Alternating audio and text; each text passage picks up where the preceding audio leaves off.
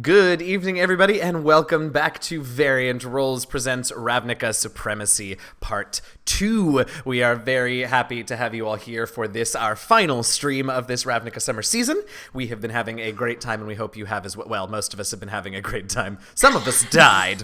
We'll get to that in a moment. My name's Eugenio, sometimes known as your friendly neighborhood Dungeon Master DM Jazzy Hands, but tonight we will be Dungeon Mastered as usual here on this stream by the fantastic Alex. I'm doing this now because I have to go away. I normally play Xenofia. My pronouns are he, him, hers are she, her, but she died last week. So, I'm all pass it over to Alex and bid you all adieu. For now. Hi, everybody. I'm Alex. I have been running this game for the past more than 10 weeks, even though it has been 10 sessions because we've had some circumstances in real life happen. But anyway, I just wanted to say thanks to everyone who's been watching from the beginning. Thanks to everyone who's just tuning in for the first time now. And thanks to all my wonderful, lovely players that I could not have asked for anybody better. And yeah, I'm Alex. I use he, they pronouns. And I'm happy to be here with you all tonight. And other Alex. Right. Oh, goodness. I was trying to tell my dog not to get out of the chair. Don't mind me. Hi, everybody. My name is Alex Gaston. Oh, God. Okay, sorry. I am playing Sinar, the monk way of the elements. I use she, her pronouns, as does she does, but she is way more cool than me. And I am the lesser half of the twin fighting monks. The void is amused. No.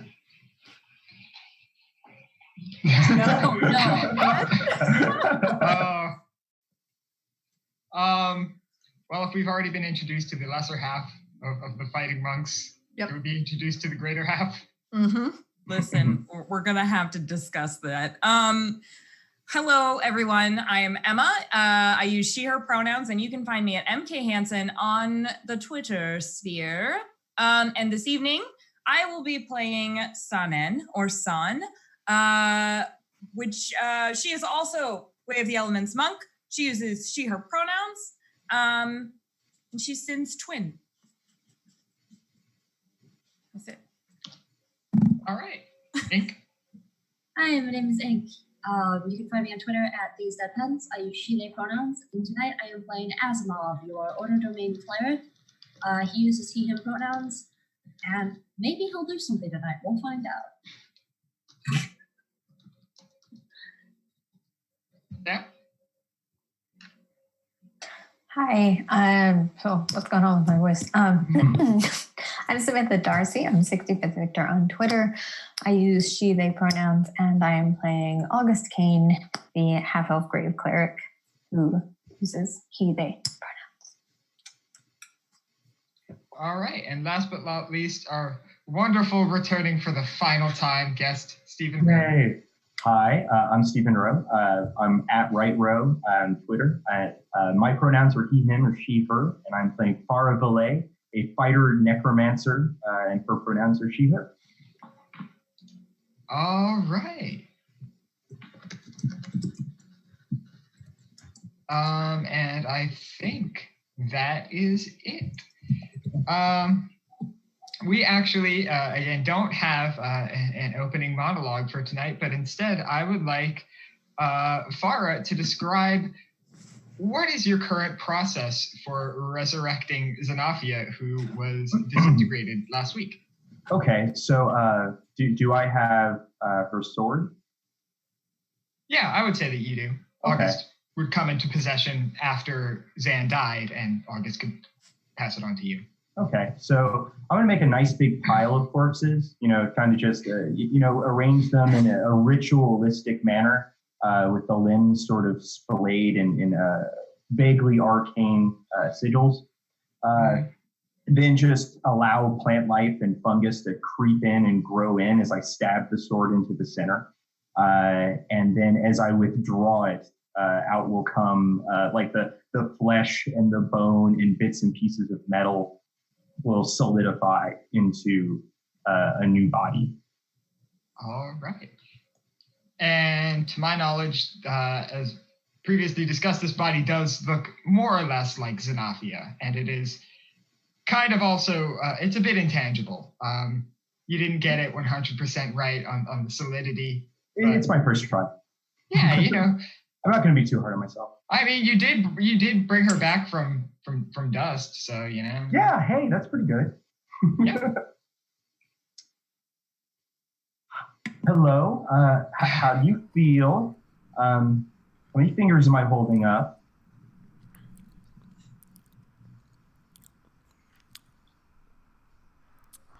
3. Okay, good. So you died horribly and gruesomely. It was very bad. But I think that everything is going to be okay from here on out. Also, I died too, so I know what you're going through, and I understand that this is a bit of a transitional period. Farah looks like rotten with fungus actually growing out of her skin in patches and places. One of her eyes is very milky. So if you need someone to talk to, or if you just want to take a minute to yourself, I completely understand. I need just a minute if you don't mind. Absolutely. I'll be right over here. Go off and give you some space. All right, and so this ritual was performed in basically this large cistern room that the Golgari use for their projects, among other things. And you are currently accompanied by 3 other people down here, one of whom I believe everyone but Farah has met before. One ringmaster, Nikita Sokolov, the old man who ran a large section of the cult of Rakdos, is down here. Lady Tesa Karlov is down here as well. Your boss's boss's boss's boss. Mm-hmm. And you're also joined by a Medusa named Thaya, who is currently standing in the corner, smoking a cigarette, and has a black blindfold tied around her eyes so as not to injure anybody. But you still do feel kind of tingly every time you look over in that direction. So be forewarned. So that is who you are currently accompanied by, aside from everybody in here. Now, I'll explain to everyone beforehand that this can be a bit of a traumatic experience. Obviously, she died, and who knows where she went when she died. Give her a little bit of time. It'll all be okay. Question: is this the same night? This is more or less one long rest later. Okay. I was trying to check my drunken level. Yeah, no. Farah would have needed some time to perform a magical working of this magnitude, bringing someone back without a body.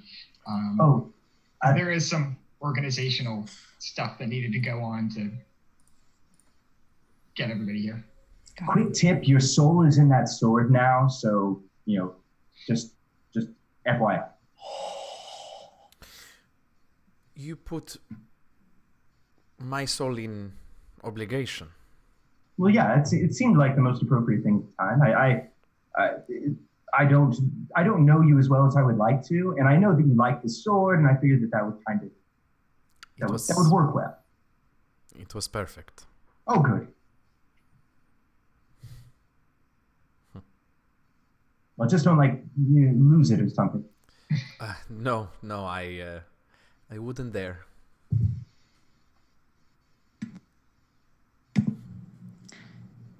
Can I hug Xanathia? Sure, go right ahead. I'm just gonna rush forward and just crush her, and then push her back and go, huh! And then walk away. How does that go, Alex? So Sin, even though you have your whole fire thing going on, you do notice that the room is quite a few degrees colder in the immediate vicinity of Xanathia, at least at the moment. And when you go in for the hug, it's kind of weird because she is kind of corporeal, but also kind of not. So when you squeeze her, she does actually squeeze a bit, and your hands almost pass through her her like outer body as you hug her, because she does have some amount of ethereal quality about her for now. Yeah, so corporeal jelly, Something like that, like pudding. give or take. I'll just I think she'll just kind of get a sad look on her face and understanding that she's probably not all the way back and probably all the way back, and just kind of resign and then go stand back over next to San.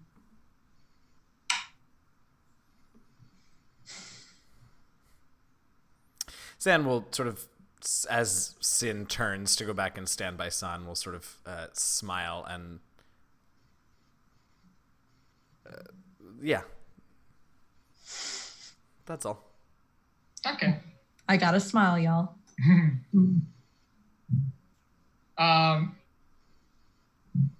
Once this, so as this is going on, clearly she is allowing everybody first to, she's allowing the group to kind of say their hellos and welcome backs.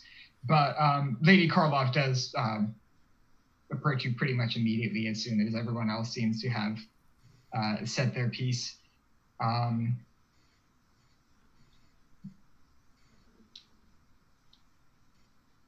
Sorry, I had mind blank for a second. Yeah, so she comes up to you and she reaches out to kind of take your hand, and both of hers is a very warm shake, but she also feels the kind of vaguely insubstantial quality about your hands, and you definitely see her kind of sober up, so to speak, during that as well. Yeah, I think in that moment, when she notices that and she looks up at me, we sort of lock eyes for a moment, and something passes, an understanding. Yeah. For sure. Yeah. As she is heading basically over to the front of the room, you would assume to talk to you all. Asimov, can you roll me an insight check real fast? Sure. Oh god, what is this number? Okay. That's a 9. 9, okay. That was a 19 and then it fell. Oh. Oof. Great start. So yeah, Lady Karlov kind of gathers you all up. Well, word is that we've lost the Basilica for now. Apparently, is bursting full of undead who are keeping most of the Orzhov faithful in line. And clearly we have one more wizard at the top of this who needs to be brought down. And seeing as I don't exactly have access to anybody else, and you all have proven yourselves to be quite capable,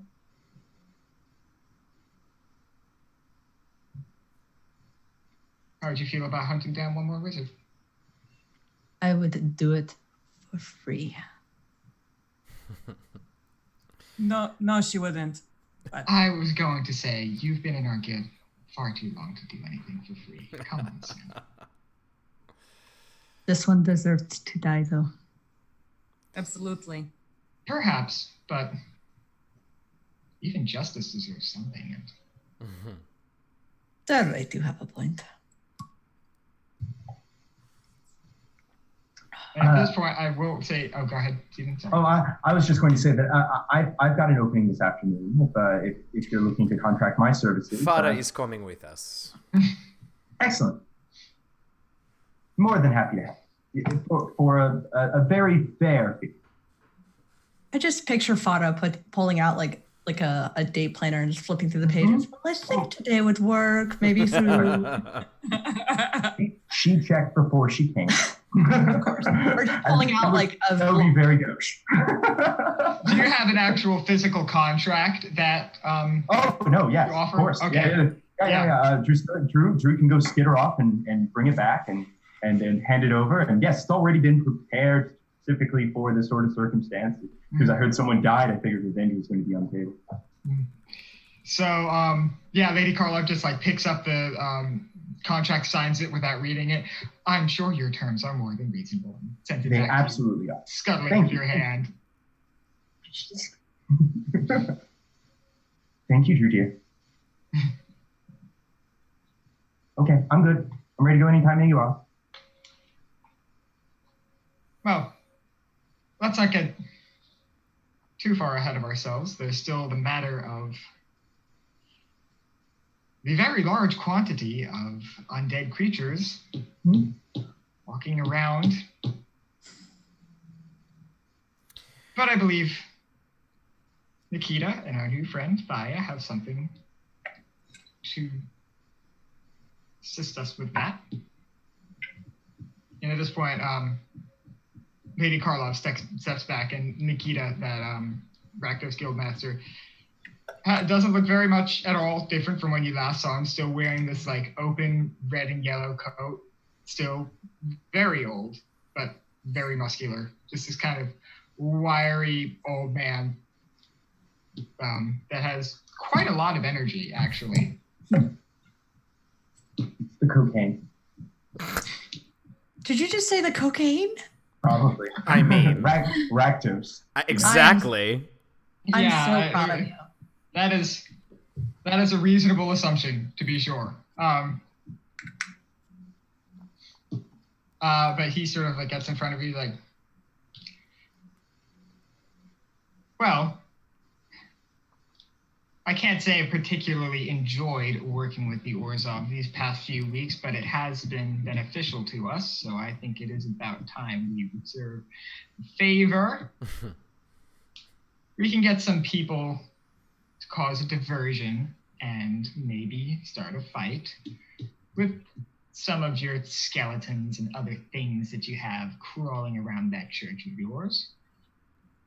If you move quickly, you might even be able to get inside during this and hopefully find your wizard all alone.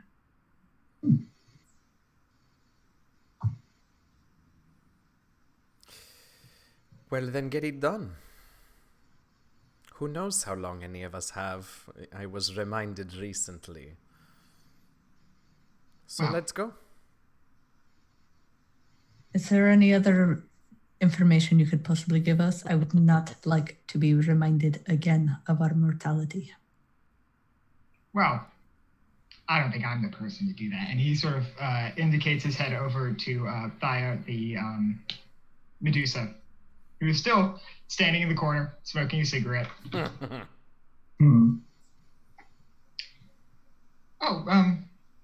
Farah can lead you through the sewers to, she kind of like, well, you can't see because she's blindfolded, but like the snakes in her hair, like kind of do like a quick glance at Lady Karlov. Kind of like a little suspicious glance. We're not really supposed to know this, but, you know, there is a back door, so to speak, and Usually is. so, you know. Farah, you do know the way, right? Oh, yes, of course. All right. Then I think we, by we, I mean you, are all set. Yay! Can I bum a cigarette off her before I leave? Yeah, sure. She tosses a cigarette at you. Cool. I flick my thumb for a flame. Yes. Now, just real quick, because I know this came up a few times previously. I will be having zombies with me, and I'm now dead, and so is Zen. So it would be best if we could try to really rein in the whole destroying and frightening undead with divine power thing that I know is very popular around here. Oh, shit. Sorry. The realization just hit me. I was like, oh, no. I just thought that it would behoove me to say something up front. I do have provisions in my contract just in case it happens again. I hadn't thought about that. I mean, we can do what we can, but at some point there's only so much we can do. Oh, sure. Well, I just thought that I'd say something. That way we're not left going, oh, we forgot again. You know, like the last two times it happened. Also, please do keep in mind that you have one reanimated party member now. So. Oh, two. I'm also dead. Oh, it's true. Yeah. That's exactly what she was just saying. Oh, I'm sorry. I'm sorry. I thought you were just talking about the skeletons. I apologize. I'm also going to be bringing Bob, Fergie, Polly, and Vernon together. If I've managed to recoup my losses. Wonderful. Oh. Sorry Yes. about that. Oh, no, it's fine. I was reimbursed quite handsomely. Sin will just go, that's nice. She looks over all of the zombies. Mm-hmm. Use all the hands we can get, original or figurative. Yes. All right. Well, if you have any preparations that you would like to make before we get underway, I'm ready to go anytime you are. Let's go. Well, this is Lady Carla speaking. Give me just a moment. I'm going to attempt to contact the Ghost Council again. I can't imagine this is too much of an inconvenience for them. I'm hoping they might be able to lend us some assistance. Just stay down here, plan amongst yourselves. I'll be back. Okay. And at this point, pretty much everybody else leaves the room. And as this is our last session, I wanted to give you guys just a little time to chat amongst yourselves and have any final conversations you would like to have before we proceed. So, could I actually follow Tessa out briefly? Sure, yeah. Great. Carry on, everyone else. I'll be back shortly. Yeah. Farmer will awkwardly get over into a corner. Oh. I will walk over to San and offer her a drag off the cigarette if she wanted it. No, thank you. I have gummies. You have gummies? And I'll instantly put the cigarette out. And that's the gummies. I will hand you some gummies, and then I'm going to go over to Farah. And would you also like some gummies? I very much would, but it'd be wasted on me anymore. I can't taste, and my digestive tract, and it's kind of rotten. So, thank you, but no. Okay. So listen, I don't know if you could tell, but my sister and I aren't like great with people. No, for sure. So this is me thanking you. I will eat the gummies. And I thank you. Oh, well, I'm really sorry. I guess I'm being rude. And Farah will I'll absolutely take a gummy. No, I should have considered your condition first. I'm very sorry. It's all right. It's all very new to me too. Okay. Okay, and she's gonna like turn around and like walk away and just be like, bye. Okay. I would like to do one more thing, if that is okay. When San comes back, after unfortunately not being able to give gummies to Farah, I just kind of want to like lean against her, and I want to reach down. I want to kind of grab her hand. I don't know what is going to happen. I don't share very well, and I don't talk very well. But I need you to know that if anything happens to me, I love you. And you've been the happiest part of my life, being my twin. Thank you, Rainbow. And I'll just squeeze her hand. San will squeeze your hand back, and she's going to release just like a little bit of water so that there's like a little bit of steam that comes out from our hands. And she will sort of like lean into you and say, I know that you have been a troublemaker your whole life. And I want you to know that there is no other fire that I would like to be next to other than yours. And you have been a spark in my life that I will always hold with me. We're not going to die, but if one of us does,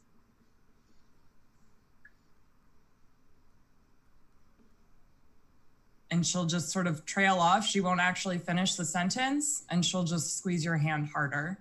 And I'll just rotate around, and I'll just take your other hand like this, and I'll just put my head against your head. And I'm going to send you a message that just says, I love you. And I'll just stay like that for a few seconds. Now, don't make me cry. I have a lot of makeup on. Tara totally isn't crying over in the corner because she can't anymore. No. I just feel like she's just making the sounds. Yeah, just kind of. Just God. Asimov, one thing you do recognize as Lady Karlov leaves the room is that she kind of looks at you with, I don't want to say a little bit of menace, but she definitely looks at you very sharply, considering that you have removed both your guild signet ring and your guild charm. She took notice of that, but has currently neglected to mention it. Would any of us have noticed that? Okay. I did it at the end of the last session that we had, while we were like out in the street kicking stuff around, and I was sitting in the corner crying. So I have a feeling you guys probably would have noticed that like Asimov doesn't have like his giant necklace on anymore and stuff like that. Yeah, and plus, you all have signet rings. And so to like look at someone else who you know has a signet ring without it, they do seem kind of incomplete. Okay. San is going to go up to Asimov then, and sort of just like stand in front of him and like look him up and down.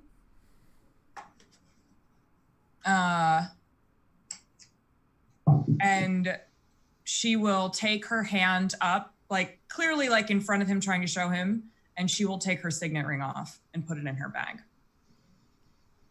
Asimov is just gonna nod and put a hand on San's shoulder and lean over to her and say, "Thank you." I'm just gonna nod and go back to my sister. Excuse me, August? Since we're going to be going through the sewers again, I have learned a new spell that I picked up just in case we had the opportunity to work together. oh no. I'm so proud. I'm so happy for you, Jen. Yes, what is it? Oh, well, first off, I suppose it would help to know a little bit about your personal aesthetics.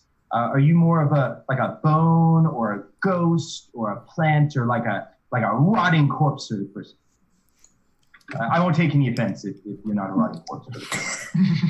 What? Are those the three choices? D, Yes, none of the like above? different choices. If you'd like a combination, I could probably swing something like that too. Bone? Bone, excellent. Bone is perfect. What am I selecting? It's a surprise you'll love. So far is going to be busy for the next 10 minutes. But Okay. Boy. We'll go over and get some blueprints and go back to the corpse pile and start laying them out and just look very excited. For reference, all of the major villains in this game so far have been wizards. I have been poring over the wizard spell list for months. I have no idea what the fuck Steven is about to do. And I'm real excited for that to happen. Oh, shit. August Asimov, do you have any particular character interactions you would like to get? I'm going to keep a respectful distance from August while still maintaining my composure of, I'm still very angry and hurt over this, but I'm glad to have Xenofia back. Sure. I will actually say that through your anger and this is I would probably argue that this is probably not a position you found yourself in before, just being so totally furious and destitute to some extent. Yeah. And it's really kind of, it's a new feeling, and it's to the extent where like you kind of actually feel it in like the currents of magic that flow around you. Like you feel like this is somehow affecting how you might cast spells. So your once very strict dedication to order has definitely somewhat loosened to this extent. And that is why you are welcome to go into the Sorcerer's Meta Magic list and pick 2 Meta Magics. You can use each of them once per long rest.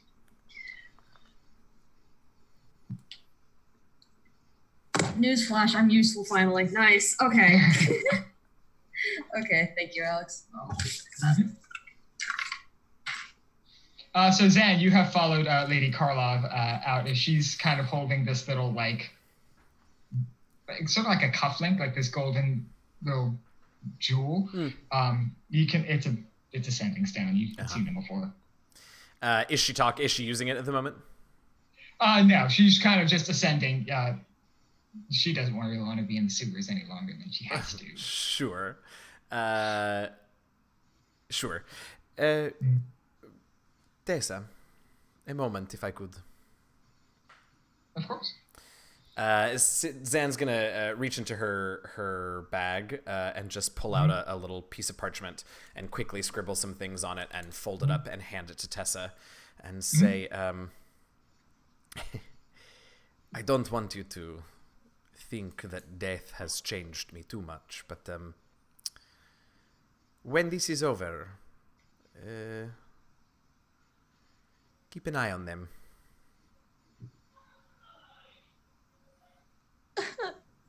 And and do me a favor, don't open that until you get far, far away from me. All right. I'll go back inside. Pockets it. Yep, I'll go back inside. Would you like to talk to any of the PCs now that you have Jane? No. It's not her style. And also reasons. True. All right. Listen, I only So have you one guys- bottle of beer left. Y'all. Oh God. Oh no. Yeah, so you beat you out there for basically about probably 10, 15 more minutes before Lady Karlov comes back looking flustered. And she has never been known to be a combatant, but right now in this moment, she looks more ready to go out and hurt stuff, probably than any of you at this particular moment. Debatable. Maybe except for Sin, There we go. specifically. Don't get it twisted. So yeah, she comes back. Well, the Ghost Council aren't responding, so Oh boy. joy of joys. Well, damn it.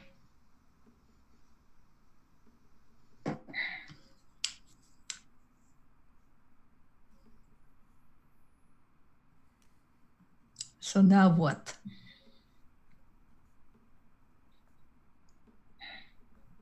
I want to go back to the cathedral, but I get the distinct impression it would be very dangerous, and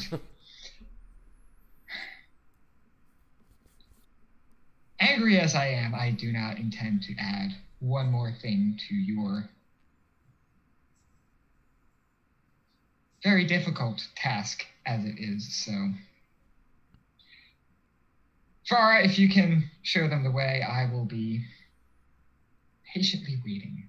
Absolutely. One more minute. Oh, yeah. Farah has been like taking the bones of humanoids and like their flesh sloughs off when she picks up the limbs and stacking them up like Lincoln logs into some sort of shape. It looks vaguely quadrupedal. Oh. All right. I'm just thinking of like really good pulled pork, just slawing off the bone. Oh yeah, it's exactly like that. It's Delicious. pretty gross. Except it's like person. So, Oh, except it's like people. yeah. So, do with that information what you will. She'll finish up and check the blueprints and look back at it, and then there'll be like this green light that will float over it, and the bones all kind of meld together, and then two green lights appear about where the eyes would be, and suddenly there's this bone white horse, complete with a matching saddle and bridle and green glowing eyes. Oh, That's rad. I'm sorry. There you go. What did you just do? I cast Phantom Steed. Phantom Steed. Yes. Oh, of course you did. That is rad. I love it. It's a bit of an upgrade. Bit of an upgrade over Tensel's floating disc. And How she'll long just does it kind of stay last? an hour. It's floating disc time. It's a ritual. I can just recast it. Well, that's fitting. Nah, I thought so. I feel like the whole time Farah was doing this, just Sin and San were just in the corner eating gummy bears. That's exactly what was happening. Like, I feel like on our hands, like I was trying to like make something like similar, but like out of a little bit of water, and you were like trying to make something similar, but like out of fire. And then all the while chewing very loudly on gummy bears. Watching this. Bone horse. So your bone horse, who you can name whatever you like, has a speed of 100 feet. My gracious. I hope they know how to ride a horse. I'll say that is information that. Okay, is good. This is very impressive. Learned it just for you. I love it. I even used a big chunk of the money that you paid me. Oh my god. God. Very nice. I'll go over there and help August up on the horse if he needs it. Like, Probably.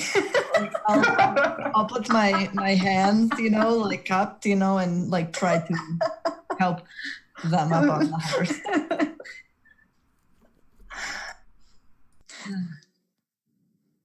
Did we want to wait to get him up on the horse till we got outside, or is this like a trial run? Trial run, it's fine.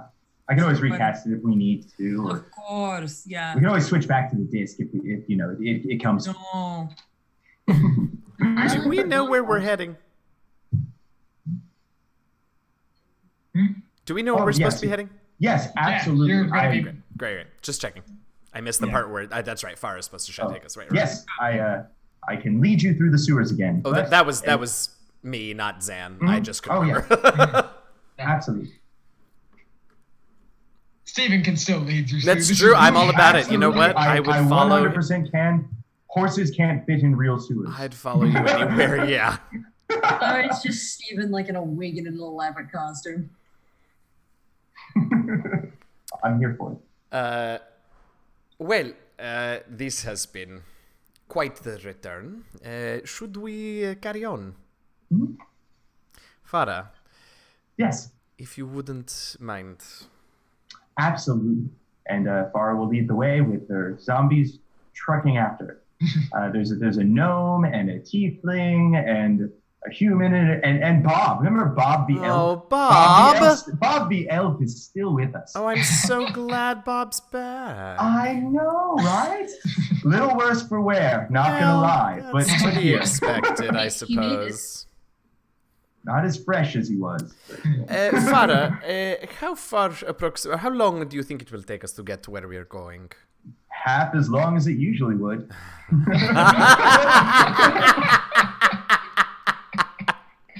God, was that cat. Really good answer. Alex, how long do you think it's going to take us to get to where we're going? At a brisk pace, you could probably get there under an hour.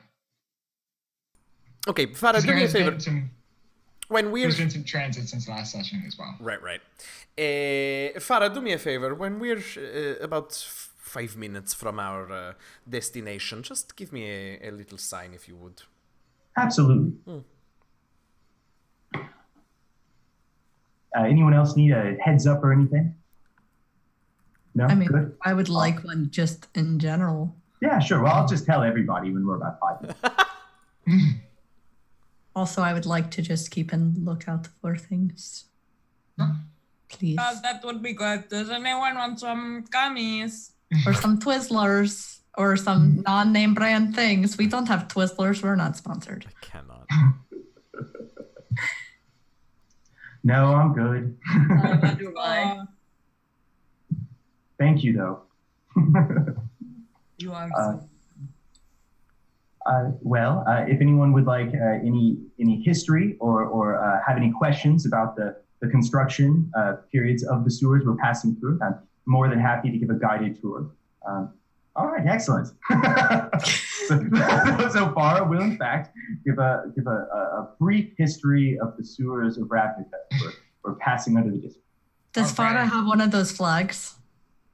Oh no, but definitely should get one. Probably it's just Drew, skittling over and pointing things out. I'll construct a flag and then I'll light the flag on fire. And then I'll have the door. That's so nice. Thank you. Oh boy, howdy. Yay, boy howdy. All right, so spoiler alert, there is nothing much of interest that occurs in the series during your transit. You move from point A to point B with relative ease, in large part because now you're traveling below Precinct 1. Right.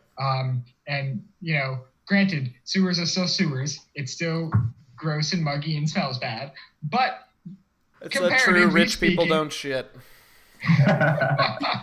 Oh no, there's plenty of that down here too. It's just that- Far worse, actually. There's just, It's a there's a problem. lot less creatures down here. It is safer is the main thing. Not necessarily cleaner or better in any other regard, just safer. A lot less likely to have something coming up from the pipes. And to be clear, we are headed for the word is leaving my brain. Where's that one? The Basilica, thank you. Yes. Yeah. Okay. So yeah, with nothing of any interest, well, I don't want to say nothing of any interest. I'm sure that Farah's guided tour is Oh yes, I give the complete, I know names. I'm talking about how well, this was constructed 50 years ago, but you can tell because of the brickwork, excellent masonry. Twins are eating gummy bears. Just We're so fascinated. We're about 5 minutes out from our secret entrance to your fortress. In that case, Zan will take obligation, and it looks mostly the same when she casts a spell as it usually did. Obligation's jewel glows and flashes, but when it does this time, so do her eyes, sort of the same color, since she is connected to the sword on sort of a deeper level. And there's a layer of rime frost coats her for a brief moment, and I'm actually not sure that you would really be able to notice the difference since I was already emanating cold, but she's even colder now. All right. Out of curiosity, what level is that? It's Cast it now. fourth, so that's 20 temp hit points, and if you touch me, you take 20 cold damage. All right. Nice. Best spell. I just If I- love it so much. If I touch you, will you turn to steam? Could we maybe... I just died. Could we maybe not test it? I guess I should have used create Steam and not temp Steam. Sometimes my common, not so good. Please don't melt me, Sin. Please don't melt me. Not unless you beg for more. Okay, let's go kill the wizard. We wonder why we're not sponsored. We just haven't found the Ravnica, right not sponsor, that's all. Okay. I'm so ready. And I will lead everyone the rest of the way to the secret entrance that the Golgari swarms had to the Basilica this entire time for absolutely no reason. We are for sure going to have to talk about this. No, this is a backdoor that the Orzhov have themselves. Oh yes, Because they build down for their mausoleums. Oh They build down to hold their bodies. That's great. Yeah, so this is something they built themselves. Oh, So I guess we the just question- knew. Yeah, I guess Yeah, the you knew question about should it. be, why do you know about it? We know everything that goes on down here. It's sort of our thing. That's fair. Yeah, that is entirely accurate. Nice. Before we go, presumably there is a door of some... Yeah, it's very much like the one you encountered last time where you need to put a signet ring to it for it to unlock and open up. But yes, there's a door. I mean, first of all, actually, here's what I'm going to do. I'm going to go towards the door, and then I'm going to go like 3 feet to the left of the door, and then I'm going to stick my head through the wall. All right, sure. Yeah, you discorporate. You just kind of discorporate and like pop your Just head peeking. through. Yep, just peeking. Oh, that's neat. And it's a very lavish mausoleum. It's very orderly down here. It does seem that Kara has not looted this place for its precious dead bodies. But yeah, it's a very neat and orderly mausoleum that's kind of ascending in this spiral. Nothing on the other side. No creatures walking about. No creatures, no nothing. I'm going to pull my head out of the wall. Zan's going to take off her signet and toss it to Bob. Well, no, Bob probably won't catch it. She's going to go over and hand it to Bob. I was gonna say, it bounces to it. She's going to hand it to Bob, and then she's going to walk through the wall where she looked, and then she's going to stick her arm back through into the room where the party is and sort of beckon them. Love it. Yeah, so Zan just straight up walks through the wall. Well, I'll have Bob try the signet ring. Let's see how that works. We've too many times there have been glyphs of warding with enemies abound. Yeah, no, totally, absolutely. No more. Bob very clumsily puts on the ring, kind of taking some skin off as he does so. And, I'm gonna have to put them back on. and then we'll go over and. So this just occurred to me.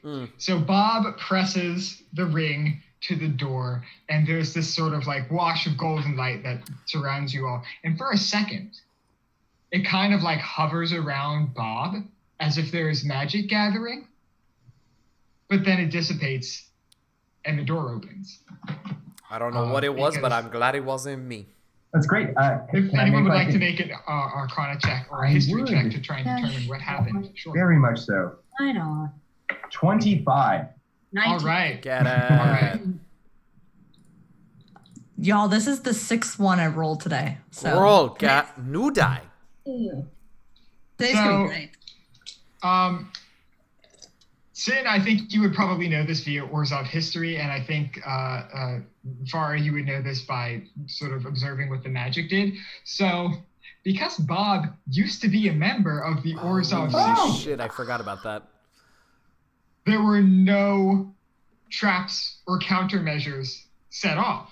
Well, that's amazing. I definitely Bob is planned an that. Orzhov, yeah, Bob is an Orzhov buddy using an Orzhov ring, and so everything checked out. And I so for the door sure knew that was going to happen. We fell directly backwards into competence on that one. It really did. Let me tell you.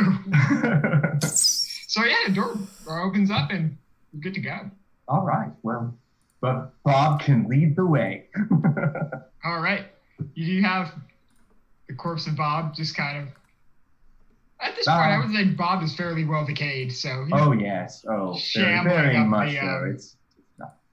Yeah, shambling up the stairs, but you keep ascending. They dug very deep down here. This is the largest Orzhov structure in the entire city, and even beyond that, beyond the bodies, they keep like vaults and things down here as well. And you notice that nothing looks like it's been disturbed.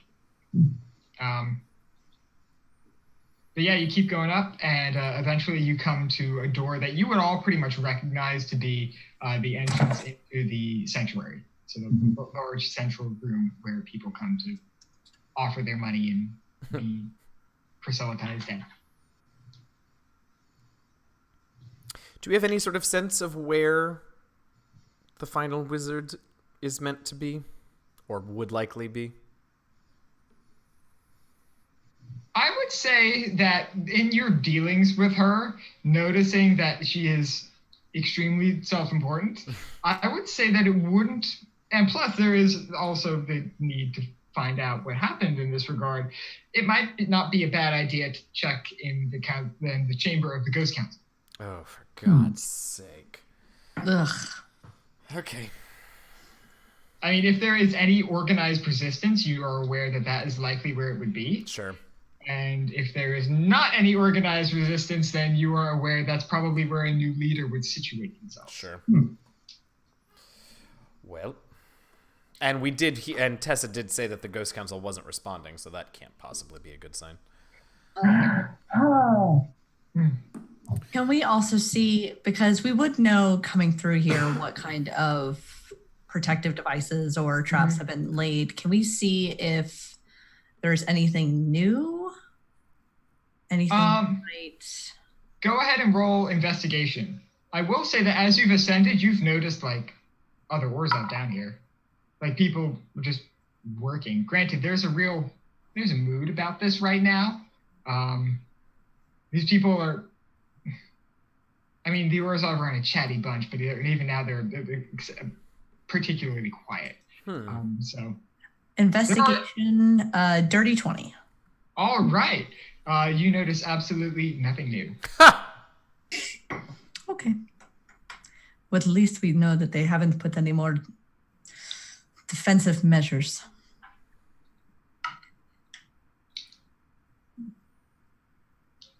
Well, I'm more than happy to lead the way. I'm I'm even hardier than what I used to be, and relatively expendable. Arguable. Okay. So as you're standing outside the door, debating on what to do, it opens. No. And you see this slightly chubby Orzhov priest man just kind of go straight through. He kind of bumps into you. Sorry. Oh, excuse me. Yeah. So this place is still in use. Even though it's been overtaken? Yeah. Kara is from the Orzhov. She wants to control this place. She doesn't want to destroy it. Right. That makes sense. Well, I don't think any of them are going to stop us. Let's go. Okay. Yeah, you push open the door and nothing happens. You find yourself basically in the sanctuary. It's a little quieter than usual. You actually, interestingly enough, do see more people offering their money. But beyond that, there's a mood about the place. Everyone is more serious and sort of stony-faced than usual, which is saying something considering your line of work, but... Like they don't want to step out of line in fear of something? Maybe that, and maybe just a general unease about, like, they don't really know what's happening, and to some extent, neither do you. All right. You know, the change in leadership in one of these guilds happens very infrequently at that level. So it has been known to happen, though, and it often happens like this, so... I'll just look around to everybody and go, is this one of those situations that perhaps we should be disguising ourselves? Well, Or is it kind of a moot point at this point? I think it doesn't. Doesn't matter. We have two people that aren't fully alive. We have a horde of zombies following us. We have our boss, and we're all quite distinctive looking. People know who we are. It's kind of too late. I don't know what you're talking about. I'm not distinguished looking at all. I say we lean into it. Just stride in there with confidence. Agreed. She knows we're coming. She has to know. Yes. Okay. Just tired of her getting the drop on us, but if you think this is the best. I don't disagree, but... Then let's go. All right. Are you heading straight to the Ghost Council chamber, or are you making any stops along the way? Do we need anything? Do you? I don't know. I have right here on my computer. You have healing potions, and you have a reaction attack.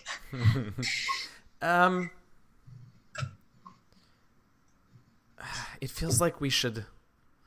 I don't know. I mean, like you said, like, these folks still seem to be working and they're quiet, but, like, it's not really the... I don't know. Is it the Orzhov style? Like, could we convince some of these folks to, like, give us a hand? Maybe pay them. Good point. That would, of all things, that would be among the top. You know, that would be among the most convincing things you could do. Anybody worth paying to help us? Why don't you go ahead? Actually, no, I won't even bother making you roll for it. Depending on what you mean by, I mean more than paper pushers and clerical workers. For sure. So the big, the giants who, Oh, right. who act as guards are still here, still guarding, still giants. Okay. So they're still around here. There are other Death Pact angels aside from just Lunara if you wanted to attempt to locate one of those. Oh, yeah, that feels like a really good idea. As far as capable fighters, those are probably your best bets. None of you really interact with the wizards much, and it would be reasonable to not approach them given who is now in charge. There's no, how do I ask this? There's no way that I can find Lunara now that I'm mostly corporeal again, right?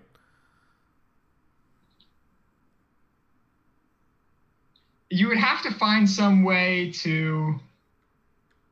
Because Lunara is dead. Right. She is incorporeal in another plane of existence. Right. So if you were to somehow go back there, No, then that's you could locate her again if you were go back to where you came from. Yeah. No, I mean, I don't know. What do you all think? Should we find allies or should we just go in? We should just go in. Well, there's a chance that the allies could betray us. So That's a good point. Maybe like if there's like a mid-tier ally that isn't that we could kill quickly. You mean if they change their mind? Well, you know, like I a do. distraction ally. Mm-hmm. Yeah, we're always all any kind of money. It's good money. And that way, if they die, you don't have to pay them. He's a good Yes. point. I am torn though. Having a giant ally would be useful, but if they decided to betray us, that is another very powerful enemy. Are We we are- like discussing this in front of all of these? Oh, absolutely. And Yes, allies? 100%. Are we like saying absolutely. you're like, I don't think we Almost certainly. Like, What about that one over there? Almost certainly. we've kind of shown we're not the smartest bunch. You're not Yeah, this is picking teams for kickball all over again. Okay, now I'm uncomfortable. We should go in. Yes. Yes. Thank you all for the. We'll be here all week. If we don't die, tip your waiters. Yeah, you get a few looks for that, but no one really does much of anything. We just cross our hands over our heads. Witness us! And if you do die, tip your Golgari. Hey. It worked for me. Wow. Look, I am the half-living proof. So as you do head up, I would say that August, as the highest ranking member of this group, you do get a little like sending pin, or ping rather. that there is a conflict going on between the Rakdos and the undead. So it is safe from that for the time being. Okay.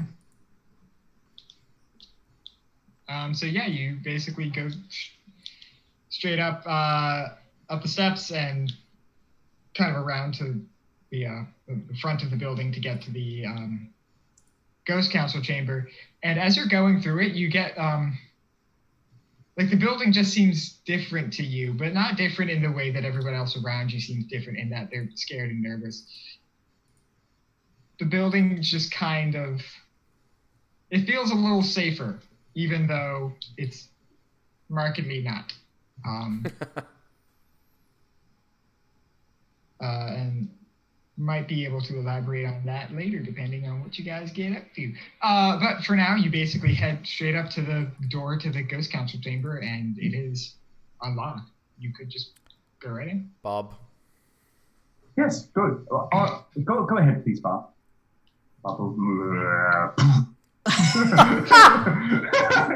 It's a very clumsy open, but Bob does open the door. Thank you, dear. Nothing happens. No glyphs of warding, explosions, magical anythings of any kind. That might be worse. Is obligation vengeancing? I would say yeah, probably at this Okay. point. She's close by. Okay, so we're walking through the doors as we speak. Are the torches up? Is it dark in this chamber? It's reasonably well lit. As the door is open, it's significantly more well lit because there's a big stained glass sort of motif like directly across from the door that is depicting the Ghost Council. And so the light coming in through there brightens it up significantly. And once the door closes behind you, it does get a little darker, but it is for the most part like socially acceptable levels of light. Like it's like it's not like uber, like it's not like super bright, like sterile looking, but it's also not like, you know, the Vampire Zone or anything like that. Okay. And is there like a high portion of this place? As we recall, I'm pretty sure she was up. Yeah. So the Ghost Council chamber is high up. You're probably about 4 or 5 stories up at this point. Is there a way to like move across the wall and get a good view of everybody or everything above me without being seen? What are you trying to get a view of? No. I think that, so Alex is asking if there is a platform in this room, not how far are we up off the ground.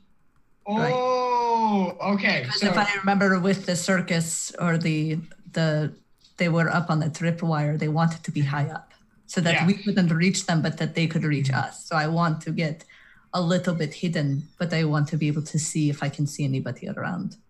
Okay. So this room was made for ghosts, so there's actually not very much vertical equipment, so to speak.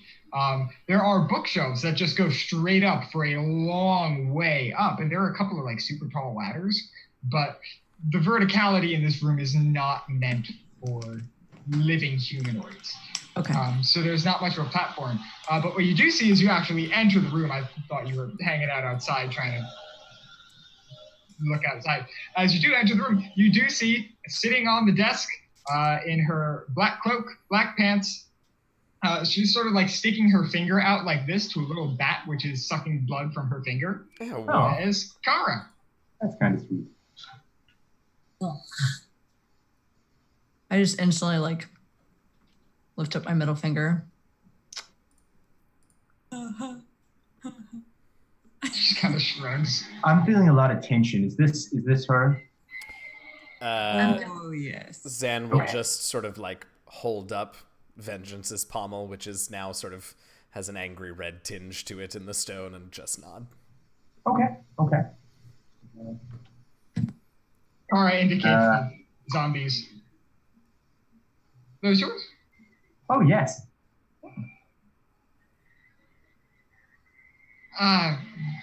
I never really liked corporeal undead, but Oh, I understand. They're not for everyone. There's a lot of upkeep concerns, and then the smell. they do seem very well done. Oh, well, thank you. That one, she points to Bob, is very familiar.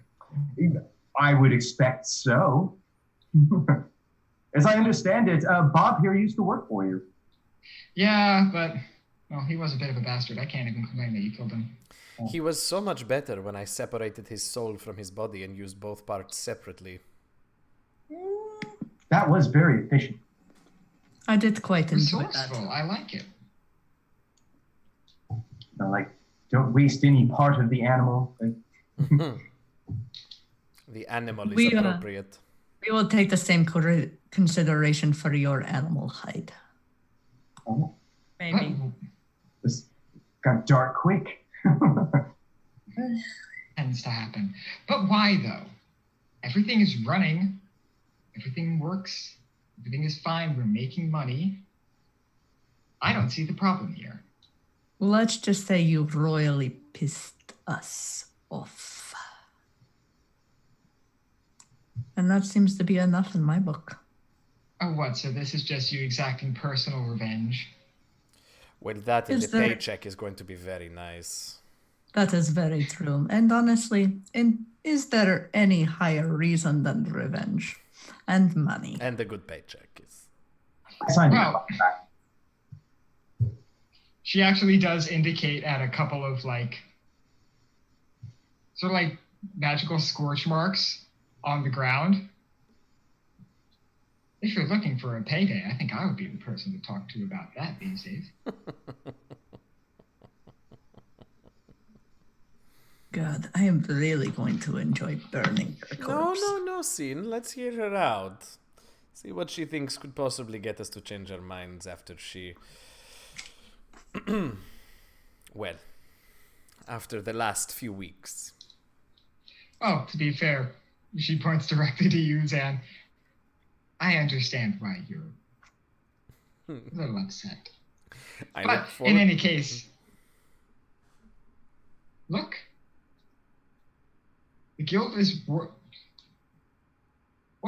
what seems to be your problem with how the guild is running right now? Because when I look out there, I see people making money. I see other guilds that cost us money being very,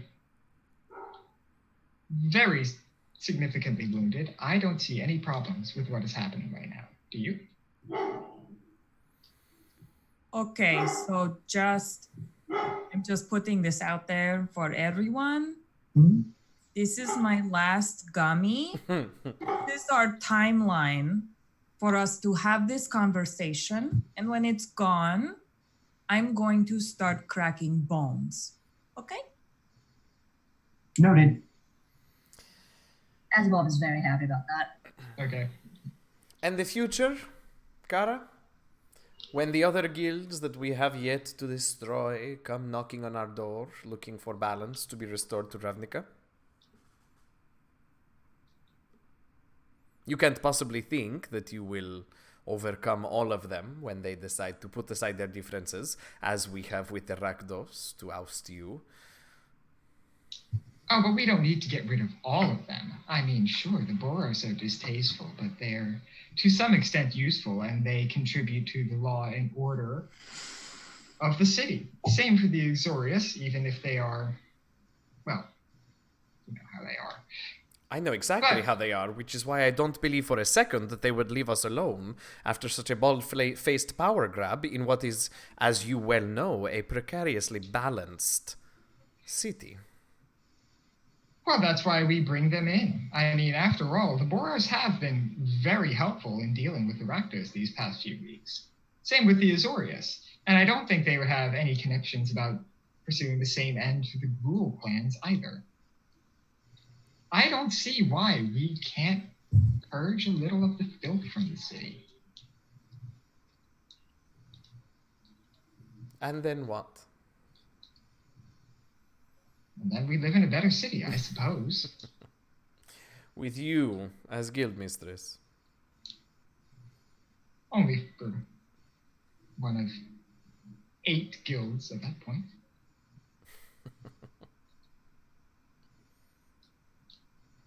How's your gummy?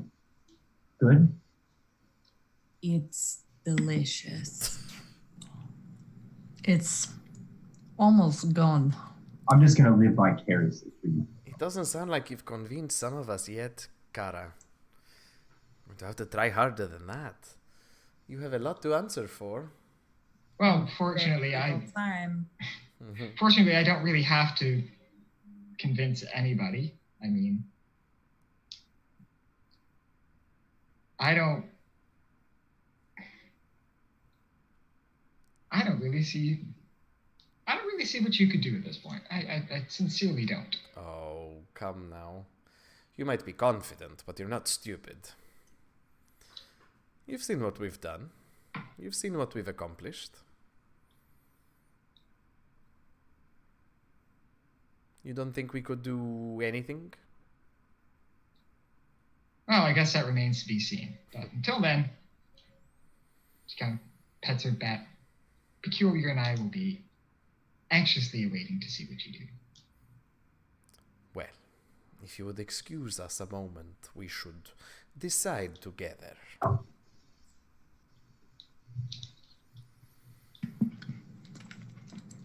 Move. Well, I don't know about you, son, but I'm done with my gummies. I'm out of gummies, so. I seem to be very confused. I thought we were going to kill this person. Are we not going to kill this No, person? we're absolutely going to Yeah. kill this person. Absolutely Okay, calm kill down. this No, person. no, that's Okay, never okay. really been a question. I just like to amuse myself seeing how the bad guys will pontificate. Oh, sure. Okay. I apologies. No, Please do. not at all. Look, you brought me back. You've got a lot of leeway with me for a little while. Aw. Oh, She's here to cleanse the city of its filth, and yet she still believes that she belongs here. That won't move. Right. So I think that we should actually, if she suggests we clean the city of filth, we should start with her. we should do that. Exactly. It's like kettle point not black. It's the same. I almost want to look at San and see if maybe she wants to run to the left side and then I'll go to the right side. And we just kick her ass. I'm ready whenever you are. Your Excellency, I imagine I know, but any thoughts? Dog is still on his one horse. No. No. Although I do sort of love that. Yes. Just I do kind of love that. Yeah. Don't allow me to hold you all back. Oh, I'm waiting for you to say. That has literally never stopped you before. So I feel like that's your way of saying I support you in this without actually saying that. And I thank you for this opportunity. It's better to ask for forgiveness than permission. It's fine. I really want to see if Emma and I can surprise attack this person. I want to try it so bad. She's looking Sure, go right on. at us, no? More or less, yeah. It's a well-lit room. To be clear, she has been working with undead, but she herself has not passed from her mortal coil at any point, as far as we know. Not to your knowledge, no. Great. And I'll actually say that with an expert in the undead here, at the very least, Farah would know that this is a very alive person. Great. Okay. Just checking. No. All right then. I suppose make with the killing. Monk After shit. you. Let's monk shit this thing. Oh, gladly. Monk shit. We're gonna monk shit. How are we gonna monk Oh, shit? sure. What even? We're gonna vogue our way over. Oh, Sorry. I am the We are most literally on going to board. do. Hold on, I have to actually pull up things so I can see shit because I'm pretty sure we have more. Yeah, we have 45 feet of movement. So like, I'm ready. Yeah. My ass is so ready to hit and her to hit. Let's fucking do this. Something about hitting and hitting.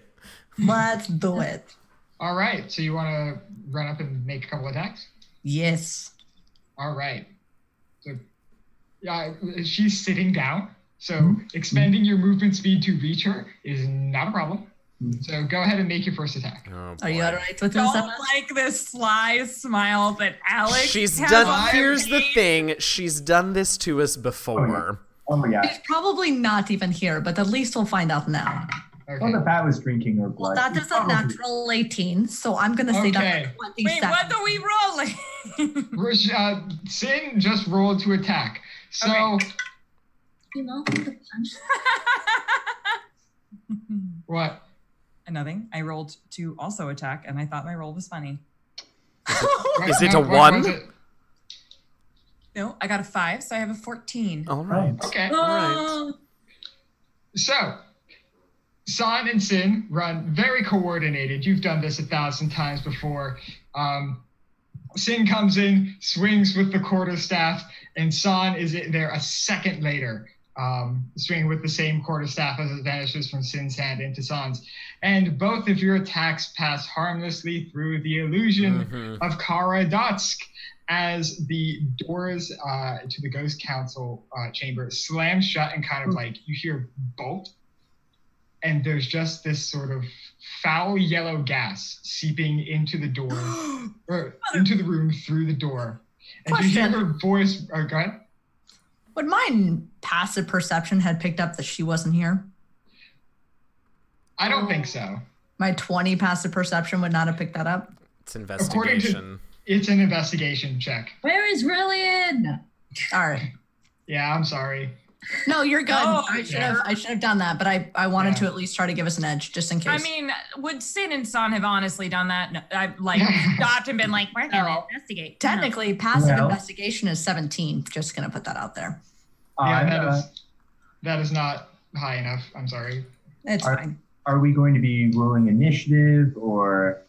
Well, first I would like everyone to make a con save as this gas enters the room and you hear Kara's voice sort of reverberate around the Ghost Council chamber. You will never learn, will you?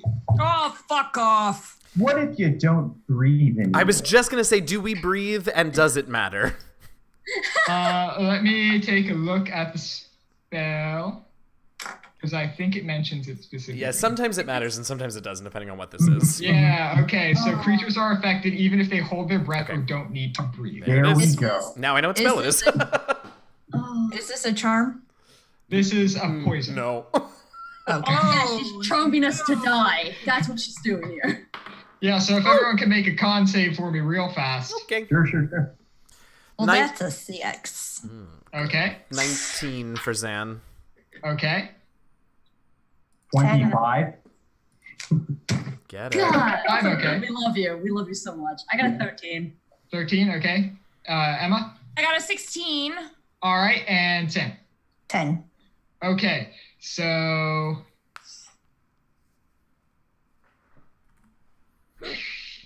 Farah and Zan, and what did you roll, Asimov? 13. 13. Okay, so Farah and Zan save, and you will take...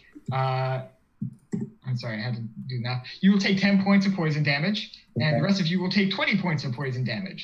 Okay. As soon as this happens, I am going to run back and rip out of my bag the portable transportation device that I have and throw it on the floor underneath the doors Oh, that's sick. I like that. Yeah. Yes. and jump Yes! and like motion for people to like get the hell out of here. Yeah, so this actually works extremely well. The gas is not like sinking into the portable hole, so you're basically able to like slip under this ditch and out of the Ghost Council chamber without being affected by any more of the poison. Yeah. And To be clear, I walked through the wall. yeah. Yeah, Zan was never really worried about this situation at all. But we will now cut to break before we get on with I'm sure will be a very dramatic combat. Oh, undoubtedly. Hang on, everybody. We're going to be on break. We'll be back in about 10 to 15 minutes. Don't go anywhere. Get hydrated. Get a drink. Stay hydrated. And we will be back. Grab some gummies. Okay, here we go. Get hydrated.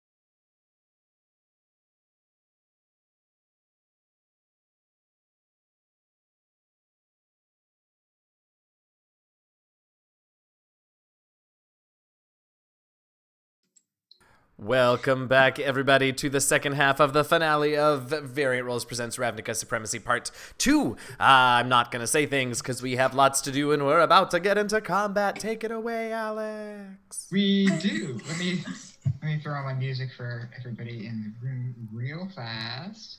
Somebody slept until 6:30. All right. So, as you slip underneath the portable hole and out the other side of the door to the Ghost Council chambers, you see basically these like magical gold chains just like strung crisscross across the door. So you definitely dodged a bullet there with the cover loose of the portable hole. Goodness. I did really love that. Ooh. But right outside the door, you see Kara. yeah, there's Kara. Okay, good. So it's about 40 feet away to like the stained glass, which is more or less where Kara is, and she is flanked on either side. On one side, you see the specter of your old friend Constantine Levin, Oh. and on the other side, you see the specter of Bob, who was known He as was Count Bronson. mine. We're going to add thievery to your list of crimes. Well, he's mine now. And then you can begin.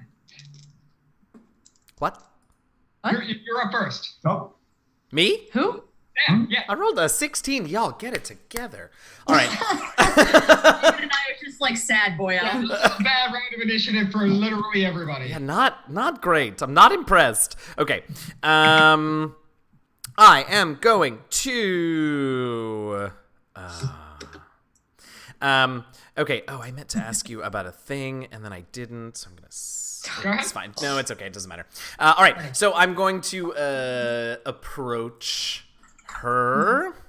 What is that? Oh, it's very okay. So I'm just gonna approach, but I'm gonna stay probably 20 feet from her. So I'll close half the distance. I'll draw vengeance. I will curse her, sending that black pulse of energy that is mirrored in my eyes from the pommel stone towards her as bonus action. Hexblade's Curse? Yes. Okay. And then I will... Oh, let's have some fun. Then I'm going to close my eyes, and the sort of dark light of this pommel stone is going to grow, and sort of like the rime frost is going to sort of engulf me, but it's then going to expand out from me in a sort of explosion, and that dark black light becomes a sort of sickly greenish light that... Oh, hell. Nope, that's all a lie because I didn't read the spell well enough, and I don't want to hurt you guys. aw. All right, so I'll just curse her and then stand there. All right. Sure thing. You haven't used an action. Do you want to hold one? Yeah, I don't want to mess about with Eldritch Blast. So if Kara or any of her minions get within 5 feet of me, I shall swing at them with vengeance. Sure thing. All right. Ooh. I'm going to inform you all now so I don't forget. So, you know that thing I told you about you all feeling a little more connected to the building? So collectively, the entire party has 3 lair actions. They're all one-offs. Cool. But at a count 20, you can activate a lair action. I'm not going to tell you what they are, but they're all useful, and they will all be useful no matter where you are inside the building. So at the initiative count 20, you can all elect to use your first lair action. Sick. That's so cool. All right. Y'all, we're ancient dragons. I think For that's all her- we've done. Well, I am a lich, so I do have lair actions. See? I'm gonna forget about that stuff in about 5 minutes. Just watch me. All right. So it is now Kara's turn, and for her part, she's actually going to walk about 20 feet back Her basically back is to the stained glass at this point.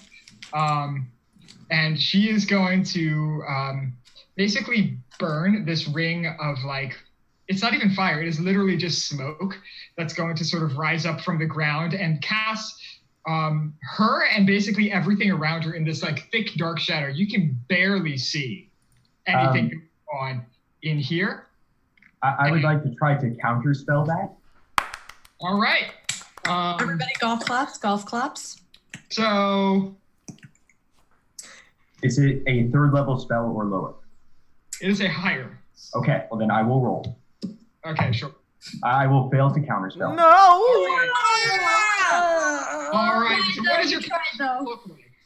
Oh, Farah will hit has her crowbar out, slam it down into the ground, and like it jams itself into a steam pipe, and tries to distract with like opening up a crack in the steam pipe, real close to them by screwing up the pressure. It misses and goes a little wide and doesn't quite get No, them. I will say that Farah was right on the money, and the sort of this jet of steam that is quickly approaching this group of wizards. But the smoke that Kara summoned it basically like envelops the steam and shoves it back into the pipe. Mm-hmm. And so as you see, as the darkness like finally begins to like close in around her, you see her take a quick swig from a potion bottle. Ugh. And that will be her turn. She is currently 60 feet from most of the party, 40 feet from Zan. And Sin is now your. Cool. Sin, as a bonus action, is going to chug a greater healing potion, which is 44 plus 4. And I rolled really well. I just went ahead and rolled them. So that was All right. 16 points back. All right. So I'm almost at full. Mhm. And I will take a good run towards She-Bitch and swipe right. her with balance, if that is okay. All right. What's your movement speed? 45 feet. Okay, so as you charge her, you do run into this area of like real thick smoke. So I'm sorry, I need to pull up the spell again because I've got like 5 spells up because you're fighting 3 wizards at the same time. You did it to yourself. Don't pretend like this is our fault. Myself. I was aware. Okay, so you can make an attack with disadvantage because her area is heavily obscured, and it is a magical darkness, so you can't see through with your dark vision. Okay.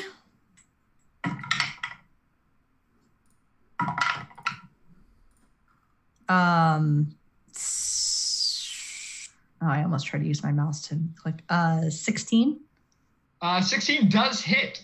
So go ahead and roll your damage, but also note that as you do this, some of the smoke kind of like wraps itself into like a tendril and whacks you, and you will take 2d8 necrotic damage.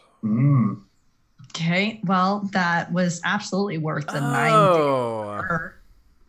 Yeah. Where's my d8? Yeah. Yeah. Yeah. Oh my god. 2 Max damage. 2 2 damage. damage? 2 ones. Statistically improbable. I love it. So yeah, you basically, you doesn't even bother you. How much damage did you do? I did 9 damage. 9 damage. All right. And I know but I get another attack, right? Because I get You 2 do. attacks per action. Yes. Still at disadvantage. Okay. Double 18, so 27.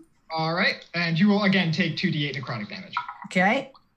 That's more damage this time, so 12 points of bludgeoning damage. All right. And you will take 5 points of necrotic damage. Okay. And I would like to burn a key point, Step of the Wind, to disengage. Can you do that if you've already spent your bonus action to chug a potion? I don't know. I don't. The wind is a bonus action. I'm getting a note. Yeah, I was going to burn a key point to use it, wasn't I? Oh But my God. you burn a key point to make it a bonus action as opposed to an action. Full Well, action. then I guess I live here now. So you're standing there. You can hardly see anybody or anything around you. You're breathing in this sort of like thick tar-like smoke that smells disconcertingly like burning flesh. I love that for you. And you do hear, to be fair and somewhat comfortingly, you do hear curses and sounds of pain as you're swinging your quarterstaff around in this darkness. And San, you're now up. Okay. I also, as my bonus action, am going to chug a greater healing potion, which I did. I rolled it. I got 12. Okay. So I then what I am going to do is I'm actually going to mutter something in abyssal under my mouth, and then or under my breath, not my mouth. Underneath your mouth. We're in the void now. And I'm going to extend my hands out and burn 2 key points and use Water Whip. All right. That's a dex saving throw on your part. Dex save. All right. And how close are you to her? So how far away was she? Excuse me. I'm sorry. It's okay. No dying. Mhm. Not yet. That's for the party to Excuse me, everybody. She was 60 feet away from you at the beginning of the round. Okay, so I'm going to move up 30 then. Okay, so you're still 30 feet away. All right, that's fine. Dex save. What is the DC on that? 13. 13. All right. I'm sorry, I've got like 10,000 stat blocks up here. She rolled a 14. She rolled a 14? Yes, just above. Is there any effect for a successful dex save? Half damage. do. That's something. Okay. Yeah. Look, make her make those concentration checks, whatever it takes. Yeah. So go ahead and roll your damage. That's 15 bludgeoning. So half of that, whatever half of that is, because I don't do math. Okay. 7. I did that math. I counted. And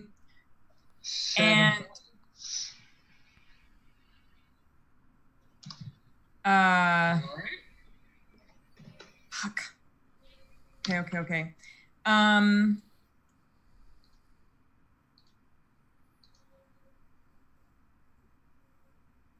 don't like this. Okay, then what I am going to do is Oof. So one thing you notice as you hit her with the water whip, all of the smoke around her just sort of like it vanishes. And Yes! Yes! Tight. so now we can see her. Yes, now you can see her. Yes, Emma. Yes. You have used your action and your bonus action though. Do you have anything else you would like to do? I think you still have a bit of movement. I have movement and I have 2 attacks per action, but I don't think I can get to her. Water whip itself is an action. It's not an attack. You're right, it is. So I'm just going to move up the rest of the way. I'm just going to keep moving towards her. Sure. So you will end your turn about 20 feet from her. Perfect. All right. It's now Constantine Levin's turn. And you notice that even in the spectral form of Constantine Levin, you notice that he's not quite what he was. There's sort of like this blank, vacant look in the ghostly eyes. His mouth is kind of like slack and hanging open. He's standing up on his tentacles like he does, but there's something just not quite there about him.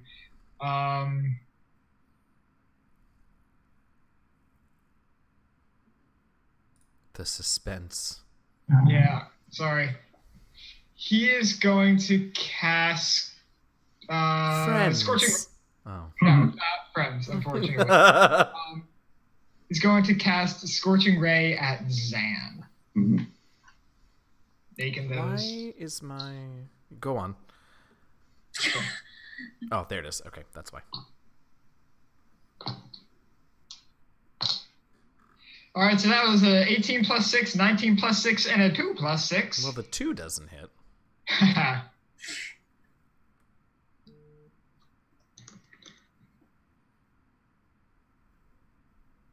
All right, so that's 4d6 total.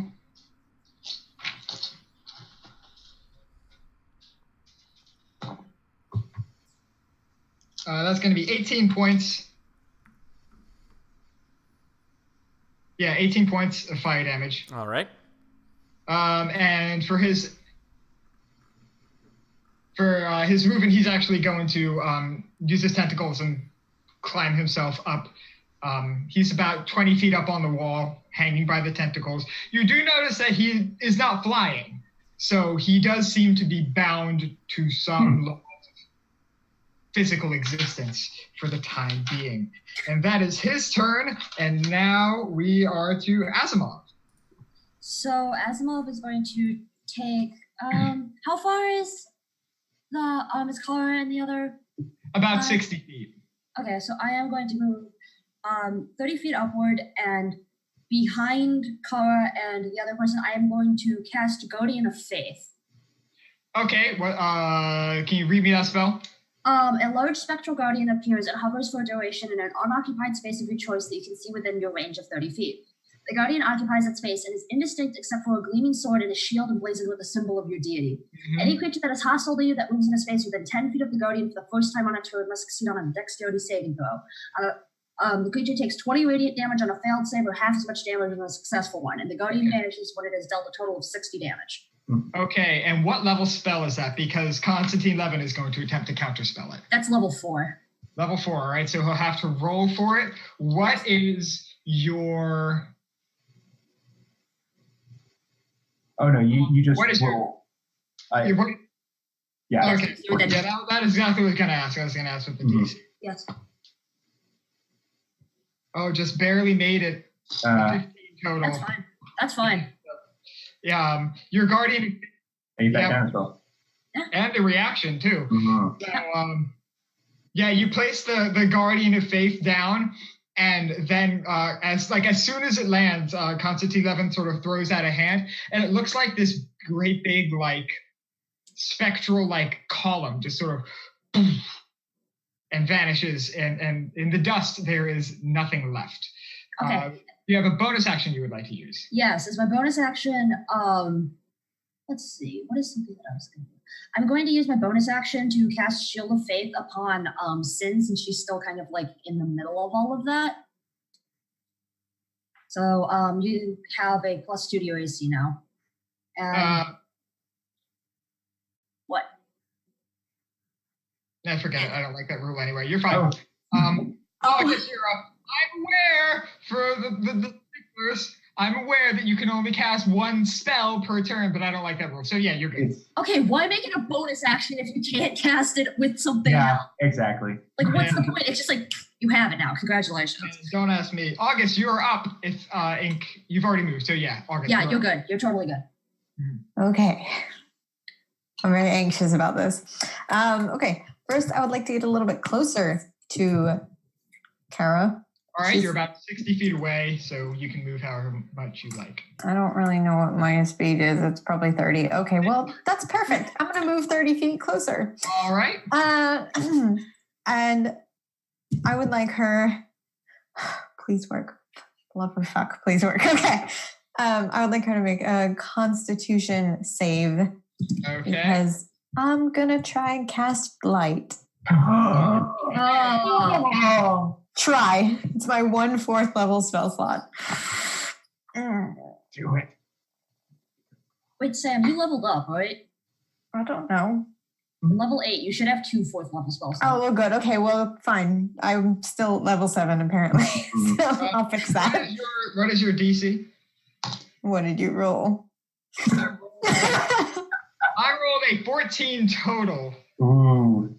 15. Yes! Going to burn a legendary resistance for you still deal damage. Come on. That's right. Only half the damage. Burn that. That's good. That's good. That's good. No, I want to actually hit something. It's still half of 8d8. Just that is still okay. awesome. Sam, Plus, burn that legendary resistance. Right?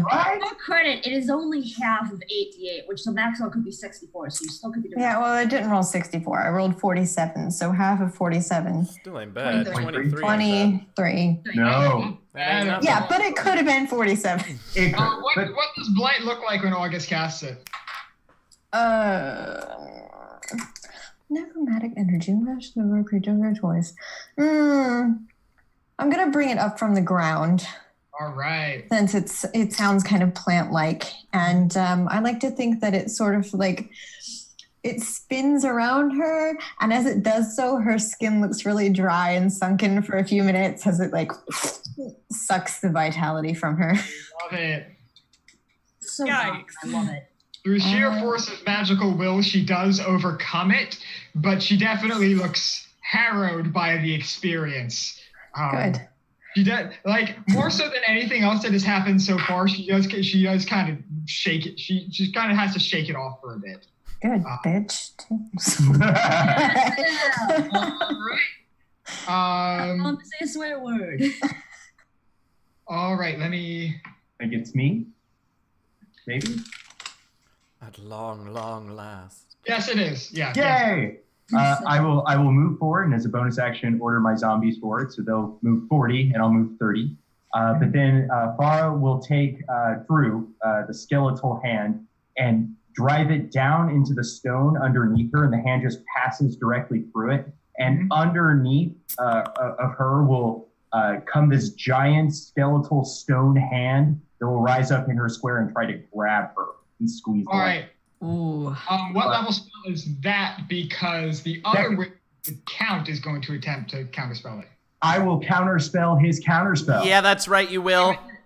Haven't you already used your reaction to counterspell? I did, but it's my turn, so I get it back. All right. Yes, Steven! Yeah, so, yeah, you counterspell and it works, yeah. Yeah. Right? Yeah, it does. Hang on, can somebody check? Are yeah, we still live? Oh. To me, yeah, we are. I don't know what's going on though. Okay. Yeah, I see us. Okay. I have mysteriously lost track of where OBS is on my computer, but as long as we're still live, I'm not going to worry about it. Oh, yeah. We're getting confirmation that we're still here. Okay. All right, so what spell was that, and what does it do? It is Maximilian's Earthen Grasp, and you make a strength saving throw. All right, and what is the DC on that? The DC is 14. 14. Oh, that was a 20. Oh, well, never mind then. It's a good effort there, Totally Steven. okay. It's all right. It's all right. Yeah, so somehow this thin, wiry wizard woman, like, sees the earthen skeletal hand just sort of coming down, and somehow she manages to, like, just push it off. Yeah. Mm-hmm. Would you like to do anything else? No, that's all of my stuff. All right, let me mark off that counter spell for both of them, actually, since I forgot to do that.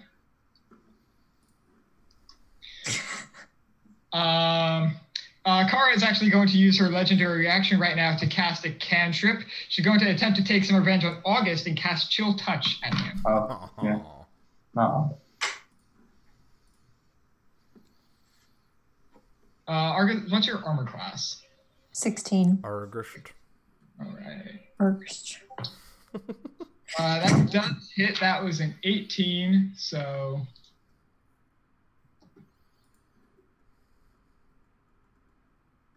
It's 3d8. 8.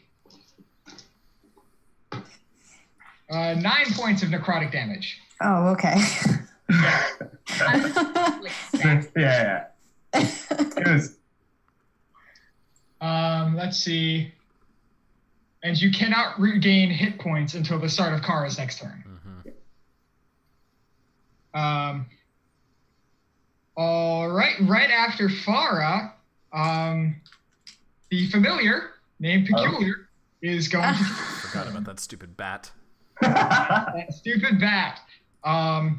It is going to fly down at Farah. Okay. Yeah, because I don't think anybody's nearby you. It's going to fly down by Farah and going to use the touch attack, bestow curse from the next wizard line. So let me pull that spell up. Wisdom saving throw. Oh, can you make me a wisdom saving throw then? Do you make a? No, you don't. I fail. Oh no. Hard. Steven. Oh, it's all right. I see Okay. all of my. It's fine. Oh, is Fine. it like, Bad oh no, rolls, and Steven's fine. like, yes. While cursed, you have disadvantage on ability checks and saving throws made with intelligence. Okay. Oh, that's specific and scary. What are you dumb as shit anyway, though? No, I'm really it's a glad I'm a wizard. wizard. But it makes it a lot harder for me to counterspell. Right. All right, and that is the bat's turn. That is the count's turn. It is now initiative count 20. Yes. So if you would Lair. like, you may make your first lair action. So is it like we're picking what the layer action is? No. No, I'm not going We to just tell have you. to agree that we Yeah, want- so because you can wait for later if you find yourself in a more dire situation. If you'd like to use it. Later do it, do it, do or it. now? We're in a boss fight, y'all. This is it. Fucking throw How it many, out. how many actions do we get? Three lair actions are each one-offs. So what if we did one now, one in a few rounds, Great. and then one towards the end? Let's do Just it. do it. Just do Let's it. All right.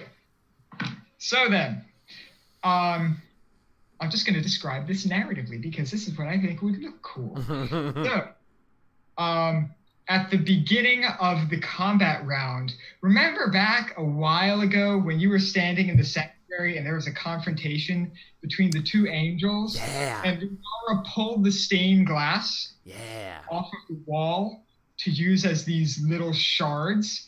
Kara is going to attempt to do that now. She pulls her hand back and casts it forward, and as it approaches you, it sort of stops and just sort of hovers in place. And August sort of catches it. Well, what would you like to do with this glass? It's a deck save to do, but what does it look like? How do you use this as a weapon? All these flying shards of glass. How many targets can I hit?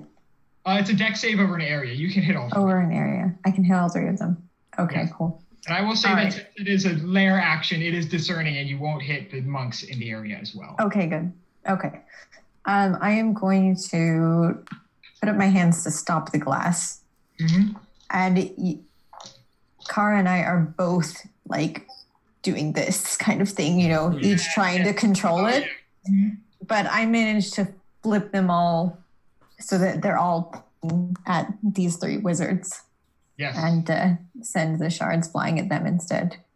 All right. So, all these shards come through, and rather than like just slamming down as if like a weapon that was thrown, they all sort of like spin and fly around like little like flies or insects or semi-intelligent creatures, and they're just cutting these wizards up. So, can you roll me 4d6? Woo! Ooh, yay. And spoiler alert, they all failed their deck saves. Ooh. Eh. 19. 19 damage. All right, let me mark that off. Let's see. Thanks, house. That's gonna be that. Thanks, lawyer. And that's gonna be. It was 19. Oh, that makes my mouth wonderful. All right. So yeah. As sort of the dust settles from this interaction, you see Kara's thick black coat is real cut up. You're beginning to see some blood pooling underneath the coat, and every once in a while, when she moves, quick flashes of pale skin underneath her coat where she's been cut by this glass. Zan, it is now your turn. She's how far from me now? She moved back, I think. She is now 40 feet from you. All right. Because she was 20 feet from you now. So I'll race up 30 feet and be 10 feet from her and just shake my head and sort of brandish my sword at her. And then I will smile, and the pommel stone glows ever so slightly, and suddenly I am right next to her, using the Relentless Hex as a bonus action to teleport to an unoccupied space I see within 5 feet of my target. So I'm there, and I'm going to try and cut her All right. with vengeance. All right. You got the +2 and everything? I do, yes. All right.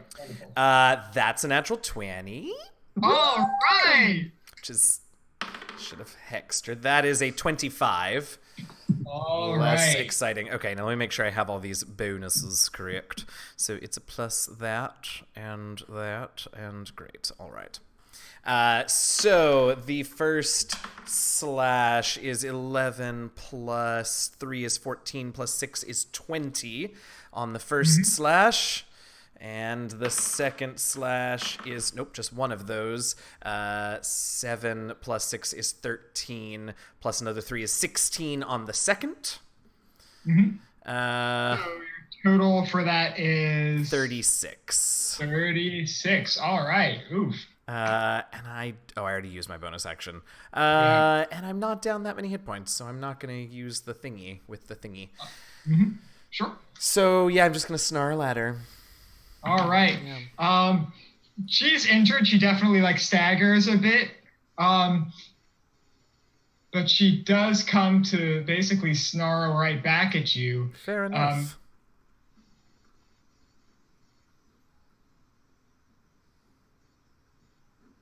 Yeah, okay. So this is what she's going to do. Oh, good. With her action, well, actually, with her movement, she's basically going to like leap backwards through the stained glass. If that's her move, can I attack her? Yeah, is she leaving our melee? Yeah, she would be. Well, then can all three of us? Oh, just me? Then two of us can attack her? Yes, you too, because San was not in melee. Yeah, Right. I remember that after the fact. Ooh, natural 19, so 28. I wish I'd gotten a natural 19. It's a crit for me. Against her. 24 to hit. 24. All right, roll your damage. Go ahead.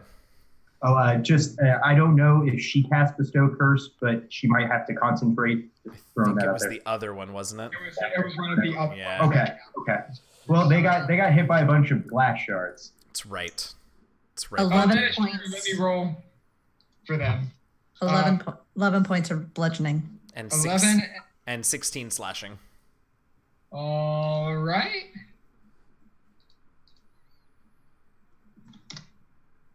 Let me roll that concentration check real fast. Yeah, it's a 2. So Bestow Curse is done. I Yay! wanted her Yay. soul All right. so bad. So Important. check the range on this real fast. All right, that is 60 feet. So all of you, all of you, can you make me a Constitution saving throw? Because as she's like basically like trust falling out this window, she's going to cast Cone of Cold. Oh yeah, that's the stuff. That's a fail for me. All right. Con, you said?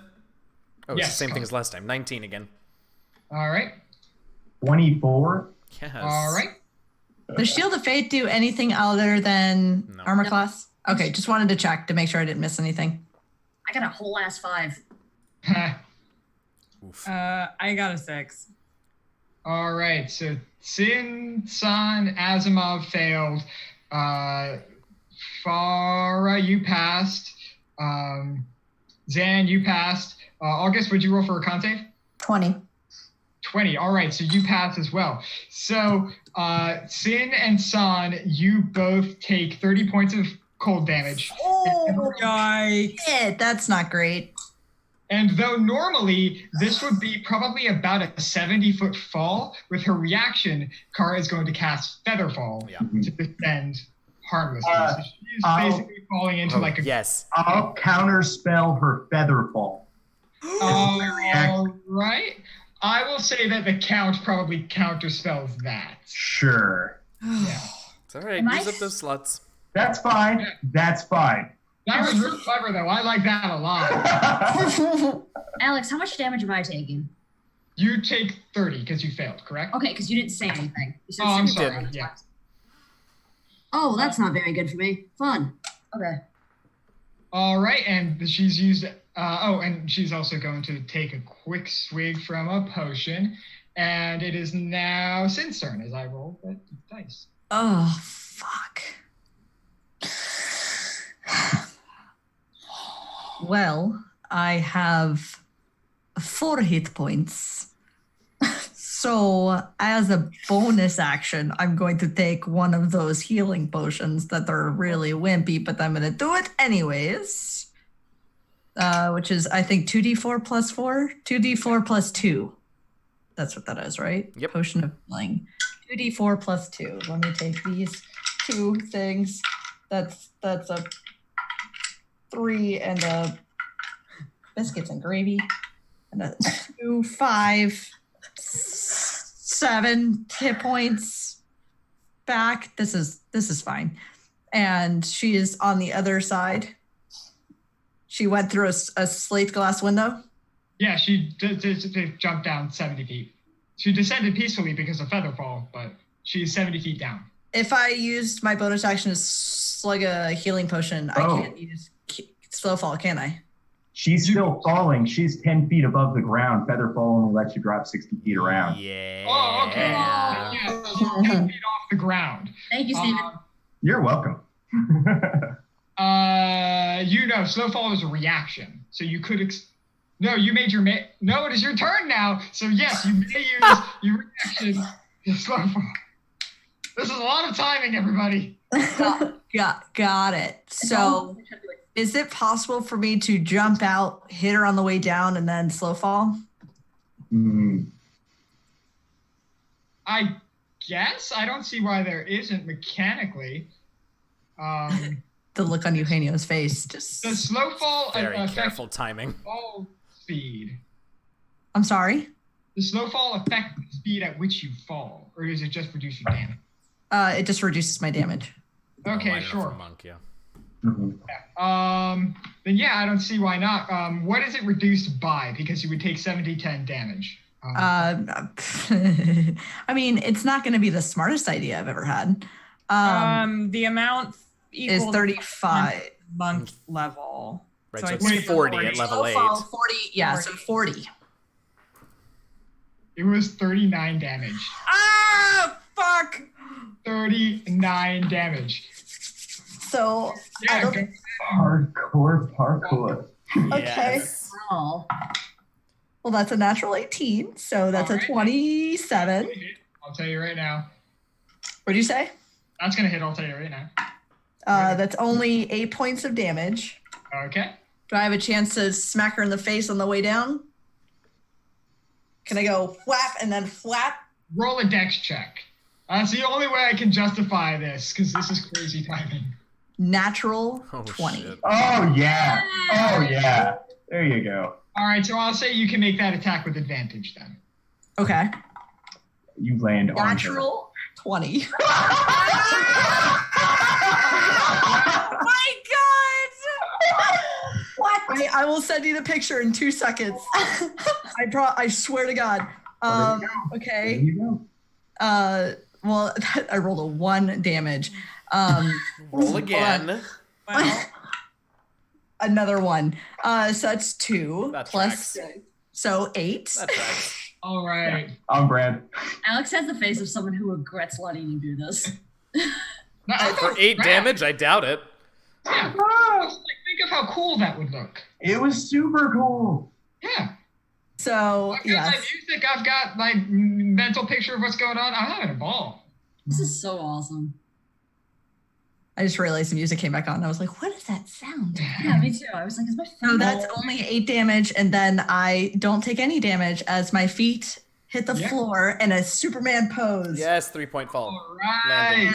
And the quarterstaff up like this. So I look up and I just wait for her. All right. Somehow in the timing of this, Kara is going to expend a legendary action to cast Chill Touch at you. Cool. And this What a is dig. not anything for me, right? I don't. No, this is an attack roll. That is 18 plus a lot, so that's Oh, gonna hit it. Yeah. I'm I sorry. thought it was 18. I was like, oh, I was like, can I just refuse that? No. 12 points of necrotic damage. I am unconscious. All right. So as you whack her twice, she's actually still in the process of like slow falling. So she actually has to do this from the air, but she basically like sort of like spectral hand that sort of just grabs onto the front of your face and just squeezes, and you have this sort of like dense, dark, cold pressure that is just the only thing you feel until you fade to black. So you're unconscious. And San, it is now your turn. Okay. Fuck. Damn it, Sin. No regrets. Okay. I am going to witness them leap out of the window. I'm going to take a moment and sigh as I sip a greater healing potion. Mm-hmm. And then I'm going to take a quick look back and then try to make eyes either at August or Asimov and say, I feel like we might need you. And I'm going to leap out the window after my fucking sister. I rolled the fall damage. It's 47. So you take 7 points of fall damage. Oh, Okay. Assuming you use your reaction to slow fall. Yeah. Oh, Please do. 100%. Boy, howdy. We don't need anyone else splatting on the concrete. We've had Yep. that happen. Look, I survived that one. That one. Uh, So yeah. What would you like to do as your action? oh, I am gonna hit her right in the face All right. with balance. Mm-hmm. And I am gonna spend a key point and make this a stunning strike. Sure thing. Maybe. Oh, yeah. Okay. That's 21. 21. That's gonna hit. What's your key save DC? Con save 13. Con save 13. That is a 13 plus modifier, so she does resist the stunning strike. How much damage was that again? I'm sorry. 7. All right. Oh yeah, that's right. Key points and stunning strikes. I'll figure it out eventually. Yeah, it's all right. It's fine. You got lots of time. You've been listening to Bizdira play a monk for I don't know how long since you started listening to my podcast, and she has never once tried to stun anybody. She's freaking 7th level. It makes me want to die. Oh my god. Bless her heart. Bless her cotton socks. I just. All right. You have one more attack, don't you, Emma? I do. And I'm going to hit her with balance again. And I'm going to spend another key point because I want her stunned. Mhm. All right, sure thing. Let me roll that. That's an 18 to hit. 18 to hit. That will hit. And she's going to burn a legendary reaction or legendary resistance to Yes. That's Burn Right. him. Just burn him. Correct. It's fine. That's Just Burned him. burn it. Burns him. It's That's important. 2. And the damage is 9 bludgeoning. All right. She is going to expend a legendary action to consume a potion. Ugh. ugh. Nah. She's the worst. She can't legendary action me a potion. I feel like. I don't. What? In theory, she could, but I don't think she wants to. She can legendary action die for us, please? Can we just let me see. swear you're fealty in blood?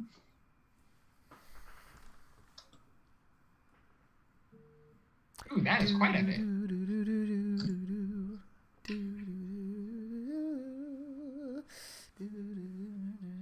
I know you all can hear music, but I cannot, and neither can the audience. Yeah. So. I'm into it. I can hear music and it sounds so awesome. All right, keep rubbing it in. Nobody in the audience can hear it. We're special. We're the ones dying here.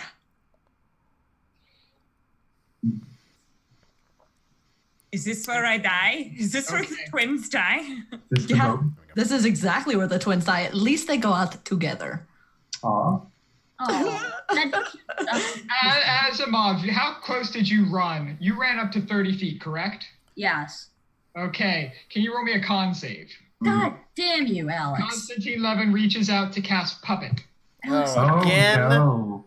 21. Yeah. All right. So you feel your muscles start to like clench up, almost like they're going to move without you, but you do manage to break out. And it's a good thing for that, because Puppet would have been real bad right there.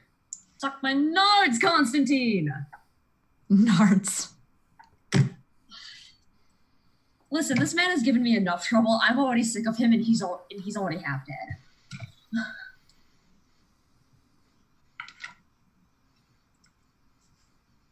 All right. And that is his turn. Asimov, now it is your turn. Okay, I'll get cool. through next up. Okay, so What I'm going to do is I'm going to use one of my meta magic spells to quicken my ability to cast spell magic, and I'm going to attempt to remove the curse that is placed on Farah. Oh, it's already gone. It's already gone. Okay, then I don't have to worry about that. Awesome. But good thinking. Thank you. I'm not like it's half there and it's half not. Okay. Okay. No, yeah. No, I like where your head's at. Yeah. Okay. So I'm going to what's this again? Okay. If you said it's a 70-foot drop. Yeah. Yes, yeah, it's a 70-foot drop. It's Okay. not a nice drop. Mhm. I want to have Constantine Levitt make me a wisdom saving throw with disadvantage because of my heightened meta magic. I'm casting. Okay, sure. I'm casting Hold Person on him. Ooh. And what's the DC on that? You have disadvantage either way. So Well, it's yeah, sure. But what is the DC? 16. 16. All right, he fails it. So he is kind of, he has a climb speed, so I'm assuming he doesn't fall. So, but he is kind of held. You're paralyzed for the duration, so you're paralyzed for up to a minute. Yeah, so he's kind of like stuck on the side of the wall. Yeah. Yes. How close is the other person to me? Probably about, not that far. Probably about 20 feet, so give or take. Okay, then I'm gonna actually cast Hold Person at a 3rd level spell slot. I want him to make a wisdom saving throw too. At disadvantage. Hold Person at a 3rd level and target an additional humanoid for each slot above 2nd. I typically wouldn't let you do that without announcing it at first, but sure. Listen, Lokoto, we're gonna die. All right, so that one does succeed. It was a 14 and a 17 plus the modifier.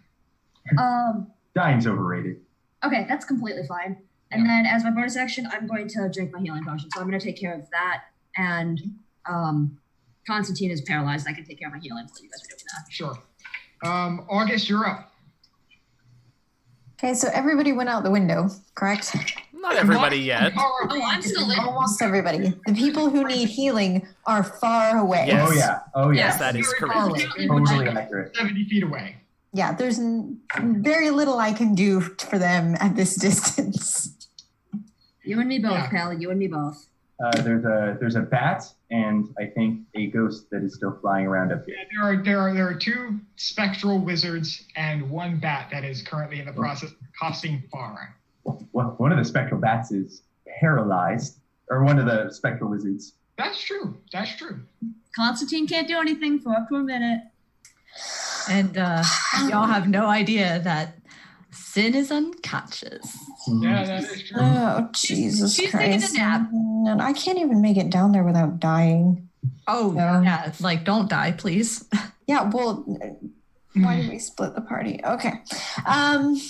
Is that It would be no fun if we didn't. okay? Let's be saying that when you die. All right.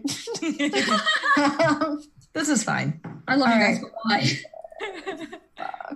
Well, then I am just gonna have to burn the bat with sacred flame. Yeah. All right. What's your DC? Fuck that bat.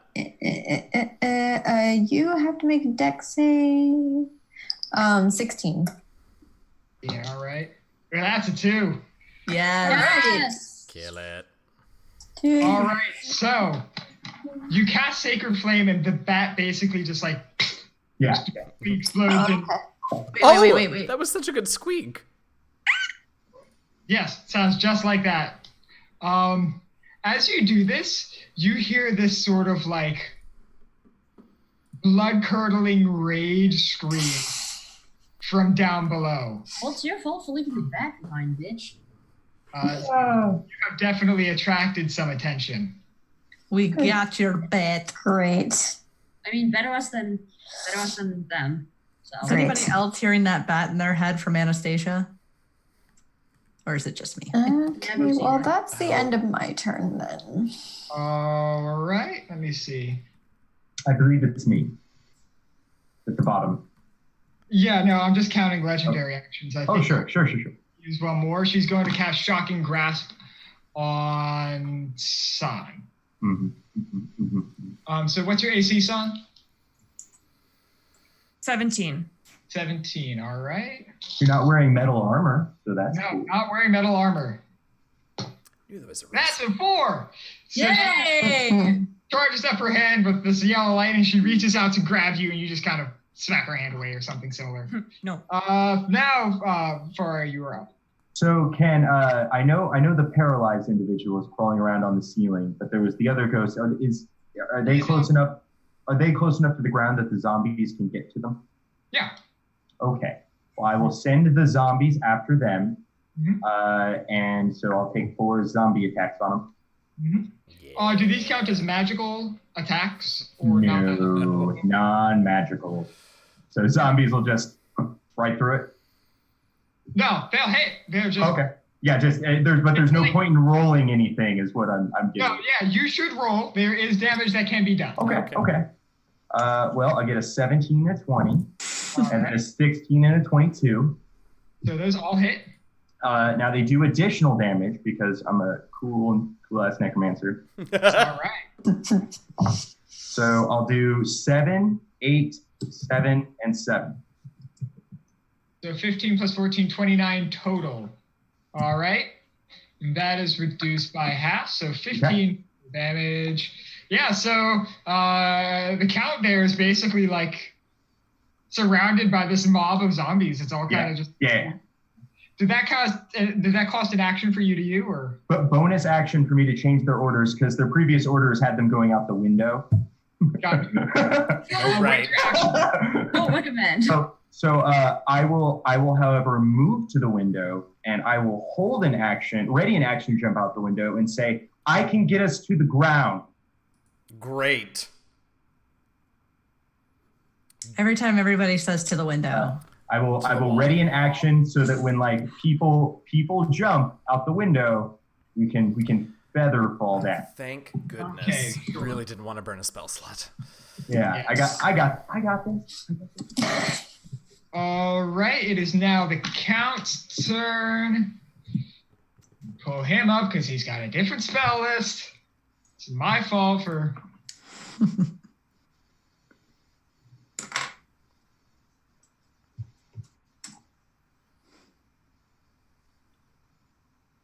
Dun, dun, dun, dun. All right, so can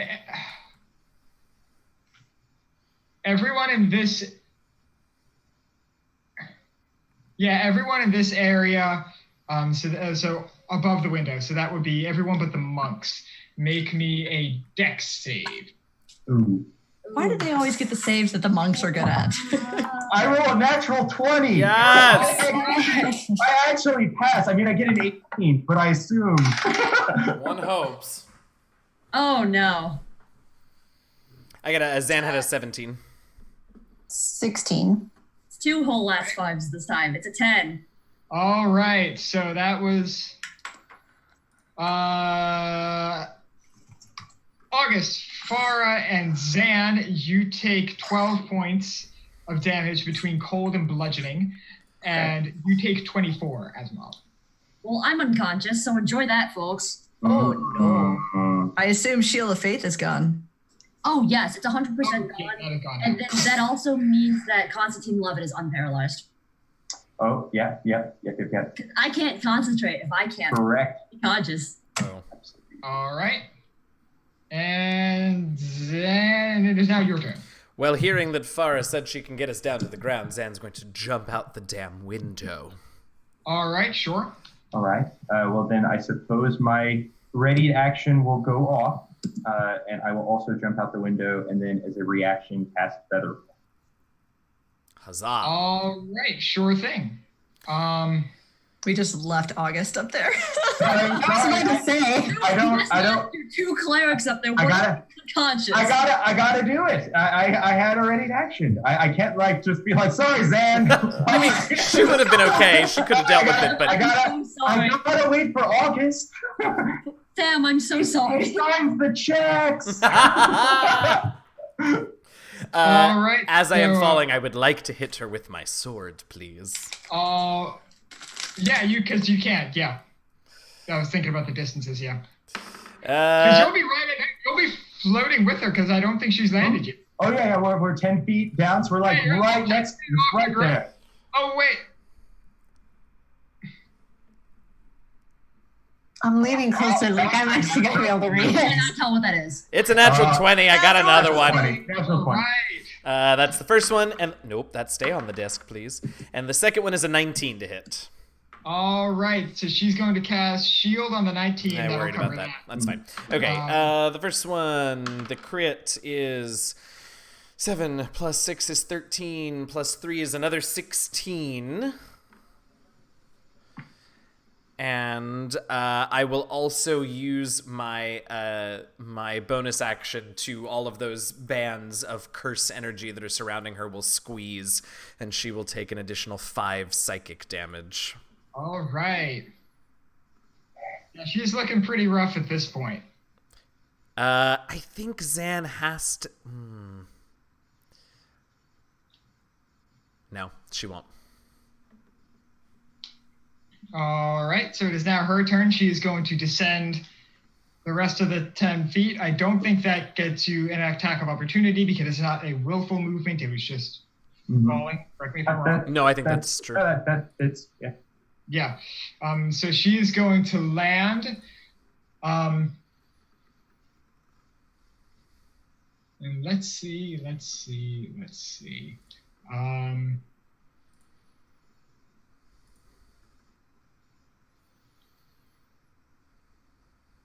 Okay, so San, can you make me a charisma saving throw? Oh. No. Okay. All right. Yeah.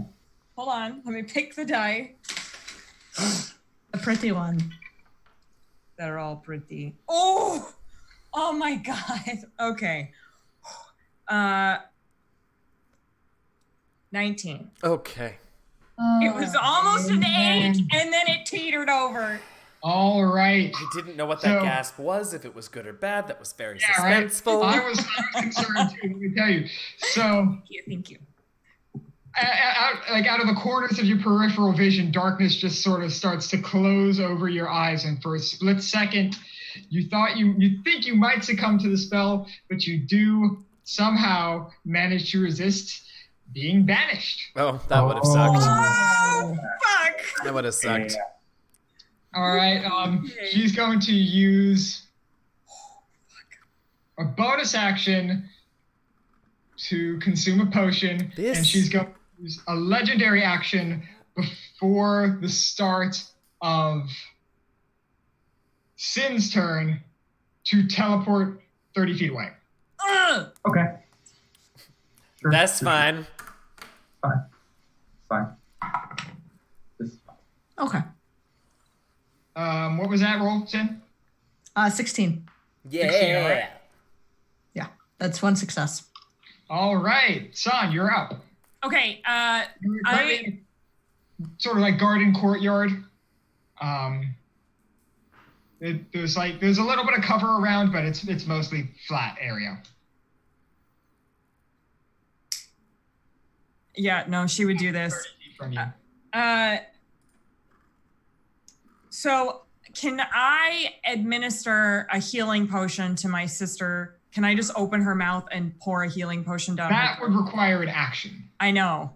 Yes, then yes, absolutely. Okay, that's exactly what she would do, and that's what I'm gonna do. Yeah. Thanks, Bill. Like, I can see everybody arriving, and I'm like, I don't give a shit! Cracks a tooth doing it. It's just a regular healing potion, so it's just 2d4 plus 2. Mhm. Do you want me to roll or you? It doesn't, I literally don't care. 8 points. Okay. I am going to heal for 8 points. San's just like, you die. I'm never gonna forgive you for this. I am no longer unconscious. I am alive. And I will just look at you and go, oh, that cold hurts. But that is her turn, and I am... All right. Well, she has a bonus action. But that's it.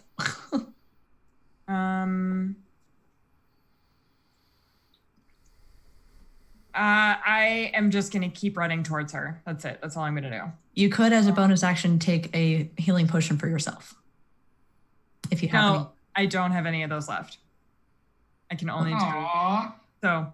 Well, I have 4. Don't worry. I'm coming for you. No, I have them. I have plenty. I have like 5 left, but I used my action for you. So now. Yeah, but you have a bonus action, my love. So yeah, you but personally I can only use the kind that I have left as an action.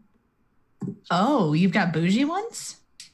No, I have the non-bougie kind. You can use any potion as a bonus action. Yeah. Personally taking Did one. I read it too fast?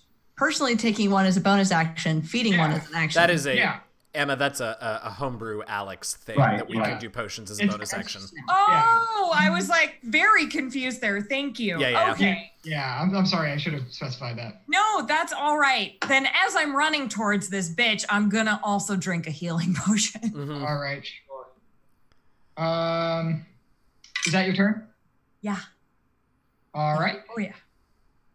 As you get into, as we go into the next turn, she's going to expend a legendary action to cast Chill Touch on you. What's your AC? 17. Oh, this just makes it with an 18. Leave us alone. You take 11 points of necrotic damage, and you cannot heal until the start of Kara's next turn. Mighty, I can't. It's not great. San does not look good right now. What hurts so bad. It is now Constantine's turn. He's going to look at August and sort of like shake his head and basically clamber his way over to the window and basically attach himself about 5 feet below the window. Ew. I mean, he's not going to attack me, and he's also not going to attack you now, so that's not terrible. Like, yeah, and let's see.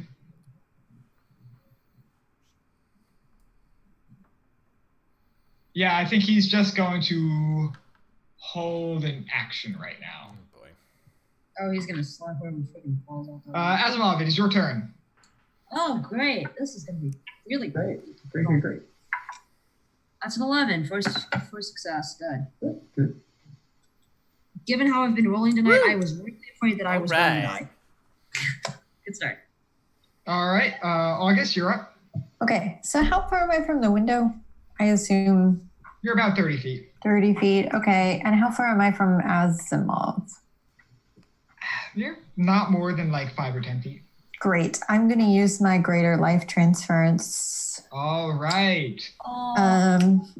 So I'm going to do that at 4th level. So it's going to be 5d8. Right.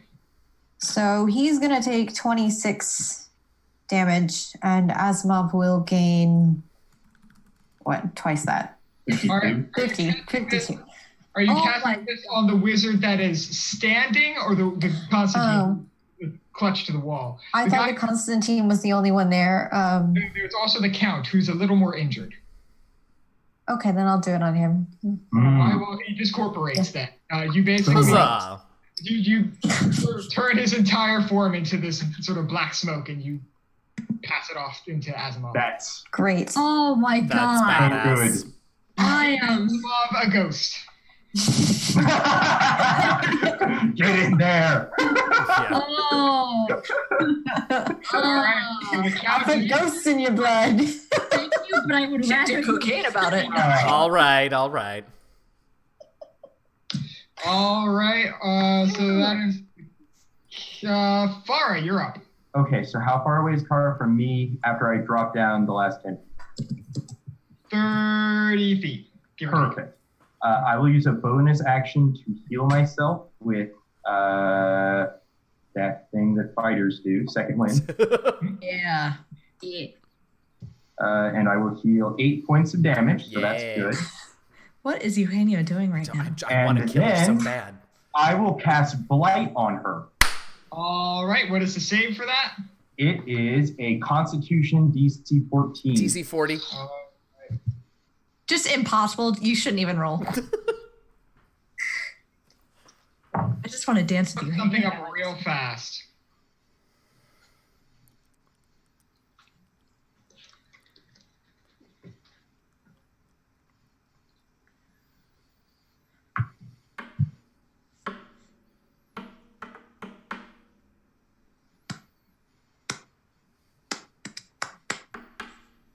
Does anybody? All right, I'm going to ask a quick question for the GMs, and if you don't know, I'm just gonna, it's not possible. Can you abandon a held action in favor for another reaction?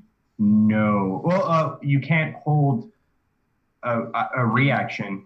Well, You no, held an action, Okay. and you want to do a different reaction. Yeah. You want to do like a reaction spell. You have to ready a very specific action. You can totally reaction though. Yeah. Yeah, that's a completely different thing. Yeah, you're good. Does that mean you lose that held though? Well, she would no longer have a reaction to do it on. Right. Yeah, so Constantine Levin will lose the held spell that he had and instead cast counterspell on. Well, see, here's the thing. I think Constantine is further than 60 feet away from me. Oh yeah, that's right. That was so hot. Are they buddies? So that is a success, but half damage, because even so, that's all right. So that's only 19 necrotic damage. All right.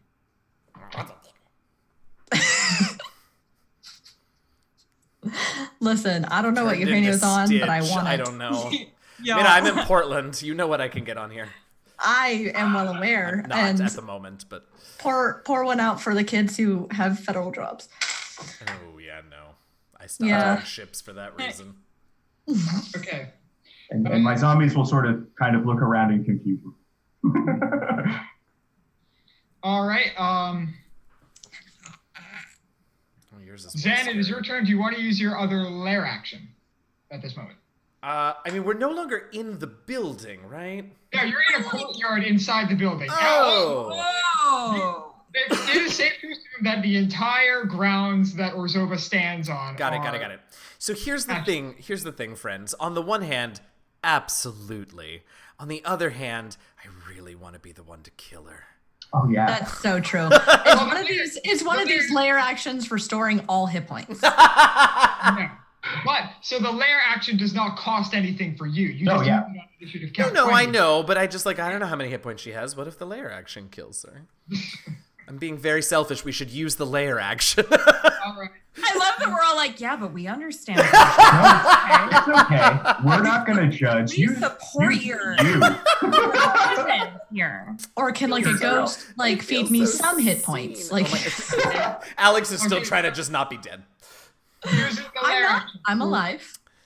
Okay, so I just have 8 hit points. Here for this to see who's doing it. You're the one that I want. I just want This to may die. This makes. I will preface. This makes no fucking sense. Oh, I'm so excited about it. Oh, I'm ready for it. Perfect. So Asimov. somehow, some way, Farah out. What? You feel somehow some connection to this guild hall. She's that good a wizard, man. Twice in your entire life. Yeah, there's sewers here. Okay. You know what? We love Farah. She's a temporary Orzhov. Give it to her. Yay! Yeah. That's right. Oh, I am under contract. That's right. Close enough. So, similar to casting a spell, but significantly more instinctive, you just kind of reach out and throw a bunch of magic out and see what happens. Sure, And yeah, that sounds reasonable. you hear a bunch of clicking and shifting as sort of the bricks of the entire cathedral start folding up on themselves, and reality starts to warp within the cathedral. The ground is shaking, but you're all standing perfectly still and just watching this Doctor Strange shit going on. The building is folding up and inverting itself, and just a lot of weird stuff. So I'm going to make that's fail. That's a fail. So both of our wizards have fallen prone. Yeah. None of them are concentrating on anything at the moment, so they don't lose their concentration. Whatever. But if they were, they would lost their concentration. I'll take Okay. prone. Okay. That was really cool. All right. So Did everybody see that? I totally did that just now. That was me. And your joy Then is so you're pure, up. and I love it. Just from the ground, Sid just goes like, Yes. All right, so seeing No, got it. Kara now down on the ground, Zan just finishes falling, lightly touches down, rolls through the balls of her feet and down. It's very graceful. And strides over and looks down at her. And before she swings, she says, the very stones of our sofa reject you. oh, I'm going to use your word. Oh, that was so hot. And I swing, and that's a 28 to hit. All right. She can Howdy. catch shield on that. Y'all, Natural 20. another Natural 20. one. Oh. Yes. All right. Oh. Damage. This might be it. First one is 13. All right. Second one is 14 plus 6 is 20 plus 3 is 23. All And if I right. need more, I've got 5 more in the kitty. I don't know why I said that. That was weird. Yeah. Sorry. What? 23 total. No, 23 on the 16. second, and the first one was, what did I say? Shit. 16. 16, so a total of 39. Oh, okay. Yeah, you get her. Yeah. Ah! All right. And Describe the kill, as please. she, for oh, us. it's fair. I mean, those should have been rolled with advantage. Oh yeah. Whatever. I'd like to she's roll dead. again to attempt to get another. No, because crit. I'm afraid that I'm gonna miss her. It's fine. Yeah, that's fine. What? You All got right. We it. take our victories where we can. It's right. So the very stones of our sofa reject you, and 1 slash to her hamstrings to make sure she doesn't get back up, Ooh. and then the second slash through her heart. And as I pull vengeance back out of her body, the pommel stone flashes that dark light, and I tear her soul from her body to be in my service. That's right, you do. Brutal. As you do this, the rest of you also observe that your other wizard discorporates Oh, as that's well. Oh, yeah, nice. yeah, That's sure, good. yeah.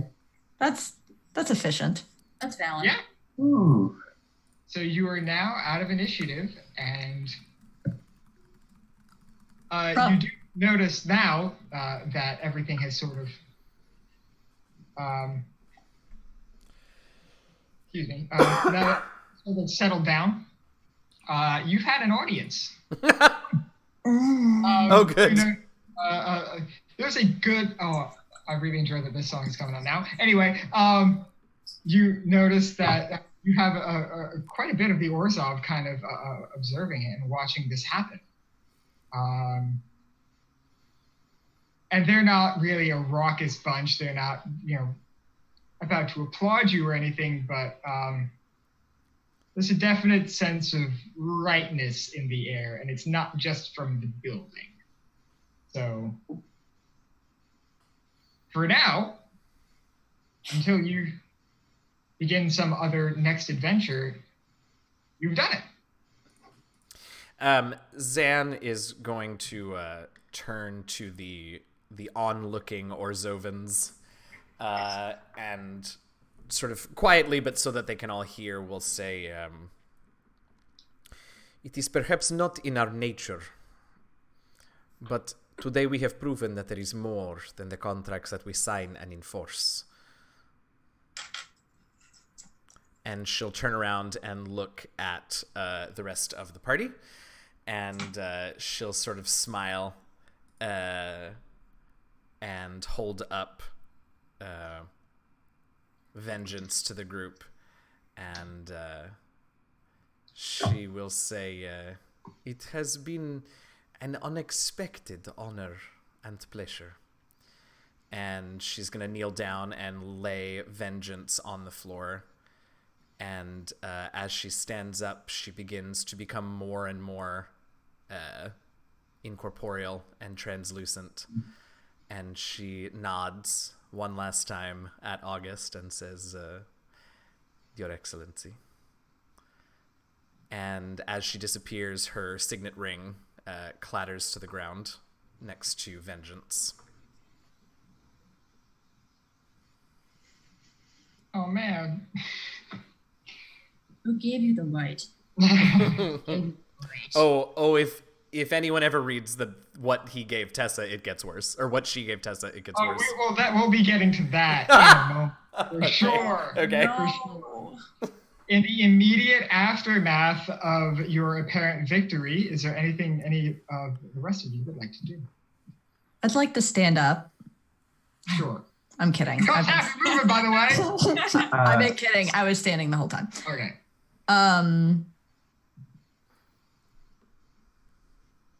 I'd like to go and pick up the sword and the signet ring, and I'll go and give them to August. But I'll try. The building. You're. I'm still like way up in this. It's fine. Just jump. I got you. I totally got you. Just jump. It's fine. You'll be fine. Oh my god. For the Farah. sake of Farah. this all happened when we all got back together. Descended. Yeah, everything's fine. You found the stairs. We're all in the same place. I'll send the horse up. You could also be imperious and distant and just watch. Yeah, just what? So, take your pick. I was gonna try and pocket the signet ring and give August the sword Okay. Interesting. and just hold on to the signet ring. I'm going to, and I am not a very stealthy person, so I'm trying to be stealthy, but it's awful. Try to kind of make off with Kara's body. You're kind of like put it over my shoulder and whistle a little as I sort of kind of back up. You go, dude. I will say, because you have a magic item that will allow you to do this. Yeah. No. I gotta get this to the thing. Yeah, so I will say that yes, you are able to pocket the body, carve it on In there, get in there. that you keep your zombies in. I love what she deserves. It's quite literally what she deserves. Y'all. I did not anticipate that, but I love it just the same. Well, I feel like I'm honoring Zan's memory because I'm gonna get the corpse and That's keep right. it one final time. This is my part. That's right. Love it. All right. Asimov, August, Sin, or Sun, is there anything you would like to do?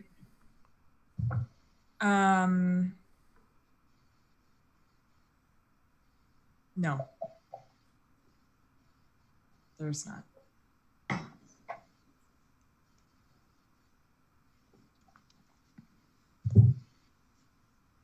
I'll just lean my 8 hit point body on hers. I don't know. And my 10 hit point body will be like, oh, God. Oh, could you not? Come. Oh, everything hurts. Little tiny Tim Cops.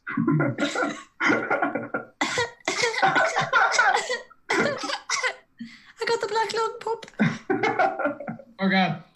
Okay, so if that's not the case, if we're all done here, then I guess we can now start to talk about the extended aftermath. So, August, did you just return to business as usual? Granted, with a substantial promotion, but is it just back to officiating and stuff? I assume so. The only person I really interacted with is dead. So, yes. Womp womp. To be fair, though, in the absence of a ghost council, the Orzhov Syndicate was kind of left leaderless, and the only person really left to fill that void, obviously, was Lady Karlov, who needed a very competent right hand, which you did prove to be in the coming months and years as the newly appointed speaker for the Orzhov Syndicate. Asimov, did you stick with the Orzhov after all of this, or not, given your emotions at the end of last session? I think Asimov at this point is starting to think that maybe adventure is too tiring. It's too That's draining. fair. It's too difficult on the mind and the body. Hmm. So I suppose that after all of this is said and done, and things are all taken care of, he writes his letter of resignation, puts it on August's desk. Pretty much just goes about every other resignation letter. I regret to inform you that I'm not really coming in anymore. At the bottom, it says, P.S. Let me know if there's anything I can ever do for you. And Asimov decides to leave the Orzhov and try to find a life that does not involve friends dying or people falling apart literally. And I guess just goes out trying to find some sort of normalcy in his life for the rest of his years, his short human life. Well, and I think that Ravnica is certainly large enough that Asimov is able to find that either among another guild that is less overtly violent, although they are all to some extent. Oh, yeah. Other than, like, if August ever needs him, he wants nothing to do with guilds at this point. Okay. So the other thing is about half of Ravnica is guildless. Yeah. So it is very easy for Asimov to sort of leave the sort of hotbed that is the 10th district and move away to somewhere that is a little less like the center of all of the government and all of the guild activities. And Asimov is certainly able to find a peaceful life in Ravnica for sure. Maybe a little further out than he was expecting to be, but probably worth it in the end. He doesn't mind when things are quiet. San and Sin, or is it back to enforcing and collecting debts for you, or do you have anything else in mind? So we actually, after having seen each other get hurt so many times, and after seeing and experiencing the loss of Zan, we are also going to kind of follow in Asimov's footsteps, and we're done with this life. The money is no longer worth it for us. Okay. Do you leave the guild as a whole or just enforcement? We leave the guild as a whole.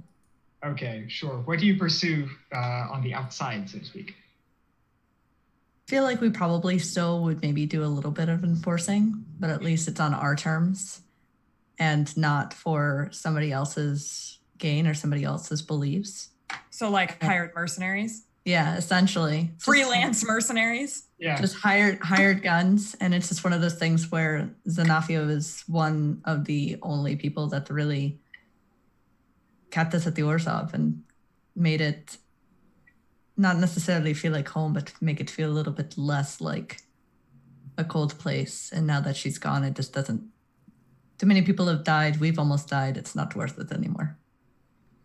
Well, there is certainly a market for independent mercenaries because there are plenty of people just like you who are real sick and tired of this guild bullshit. Yeah. So it's really attractive to a pretty decent amount of people to hire some neutral parties, especially to take care of relatively low risk stuff. You're not dealing with murderers and political usurpers. It's, sometimes someone breaks out of a jail, go get him back. Stuff like that. So I would. Okay. I would leave my Orzhov ring behind, but I would bring Zanafia's with me. Okay. It's got a little bit of Bob on it still. It's got a little bit of Bob on it. Yeah, because Zan gave the ring to Bob. I am curious though. Does August take the sword vengeance? Well, now it's just obligation again. But yeah, yes. It has returned to its. Okay. I won't Also- say non-violent state, but it's natural state as Zan's obligation. It is no Okay. longer black, it is silver and black. Okay, so does August actually take the sword? Okay, then I am done.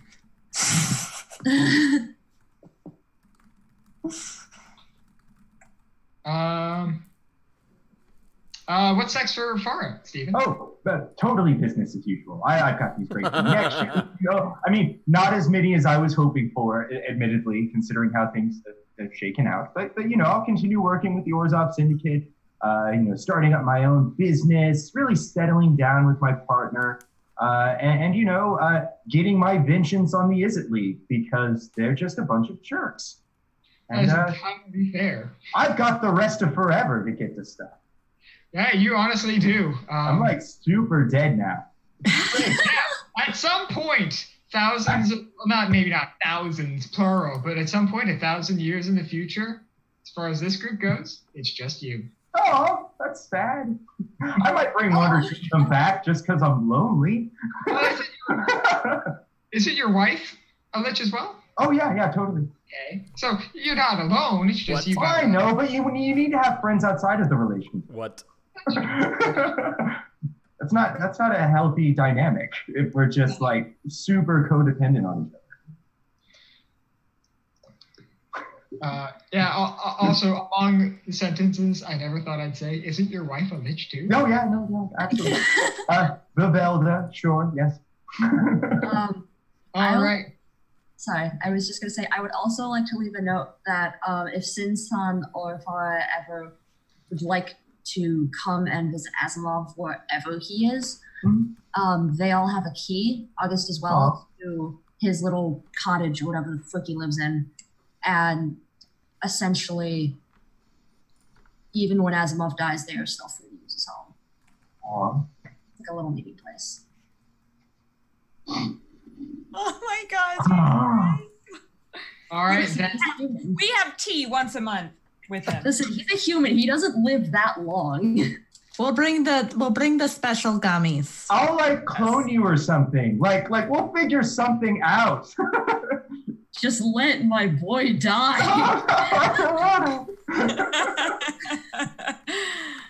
so I do think we will end with this then. At some point, a few weeks down the road, Lady Karlov does finally get a chance to sit down behind her desk, open up one of her drawers, and read what Zan wrote. So please take us out. So she sees the parchment, and she sort of smirks and begins to rip the parchment into several strips.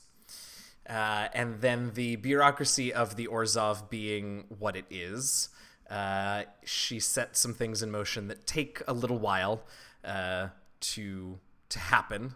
It wasn't the most official way to go about this that Zan did, but so at one point, August, some functionary in the Orzhov comes to you and looks for the sword because it was an artifact of the guild and it needs to be returned and things like that. They look for the ring, but obviously Sin's fucked off with it, so that's fine. It's a memento I want to remember you by. Several months later, each of you finds a small package with a little piece of strip of parchment wrapped around it or next to it.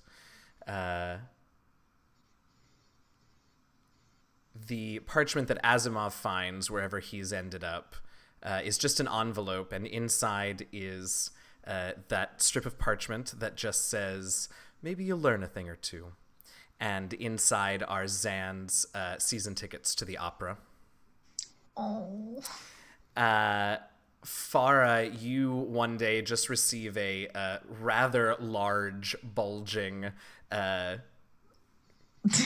pouch full of gold in various denominations, and the note inside there says, "Buy a good new servant and name them for me." Listen, y'all, I can't. Sin and Sun, you only have one package, but two strips of parchment. San, yours is a rather large sort of bundle that you unwrap, and it's all of Zan's nicest outfits. And the note says only you could pull them off. Sin, your note says, I always knew you were secretly sentimental, and there's nothing with it, because you've already got the damn ring. Oh my god! And August, one day there's a package outside your office as well, and it's long and tall, and as you unwrap it, a parchment falls out, and it is obligation, and the note simply says, remember that it once held my soul. No. And the last thing is Tessa, all these months later, after all of this has been finally taken care of, she pulls the last strip of parchment out of her pocket, and it simply says, I nominate Xanaphia Silveranth as a member of the Ghost Council of the Orzhov Syndicate.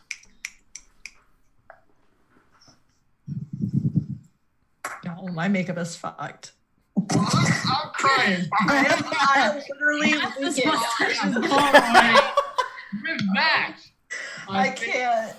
we have concluded the Variant Roles Ravnica series. Well done, everybody. Holy shit. Listen, that wasn't fair. That was good, Eugenio. Thank you. Thank you. Always the dramatic, but we love it. Listen, all of my makeup is just leaking. You're all welcome. Hey, thanks everybody for hanging out and watching tonight. And of course, my own personal thanks to all of you for playing, but I'll let Alex do those thank yous. Just a couple of quick things. Lots of tons of fun, exciting stuff going on here at Variant Roles. Unfortunately, this is the end of the season of Ravnica, but who knows what these incredible 7 humans will find themselves doing soon and together and with new people around the channel. If you haven't already, click the little heart to follow the Twitch channel. If you're watching on YouTube, follow our YouTube channel. If you're able to subscribe or join our Patreon at patreon.com/variantroles. You can also check out our calendar. We've got tons of stuff every week going on and more to come. Some really exciting partnerships that are hopefully going to be growing out of some meetings that some of the Creative Council took at Gen Con. So lots of fun, exciting stuff to look forward to. Alex. All right. We did it. I've been Alex. I've been your dungeon master. You can find me on Twitter at AxolotLCure. I do a lot of stuff with this channel. I hope I can do more. And as we go out here, I would maybe think it'd be nice if we could all talk about one of our favorite moments throughout like the entire game. I can already tell you one of mine was probably a blast from the past at this point. I loved the dumpster fire that occurred. God, that's right. Oh, I went to an opera. Yeah. And 2 of you were arrested. And all you needed to do was talk to somebody. Talk to the man.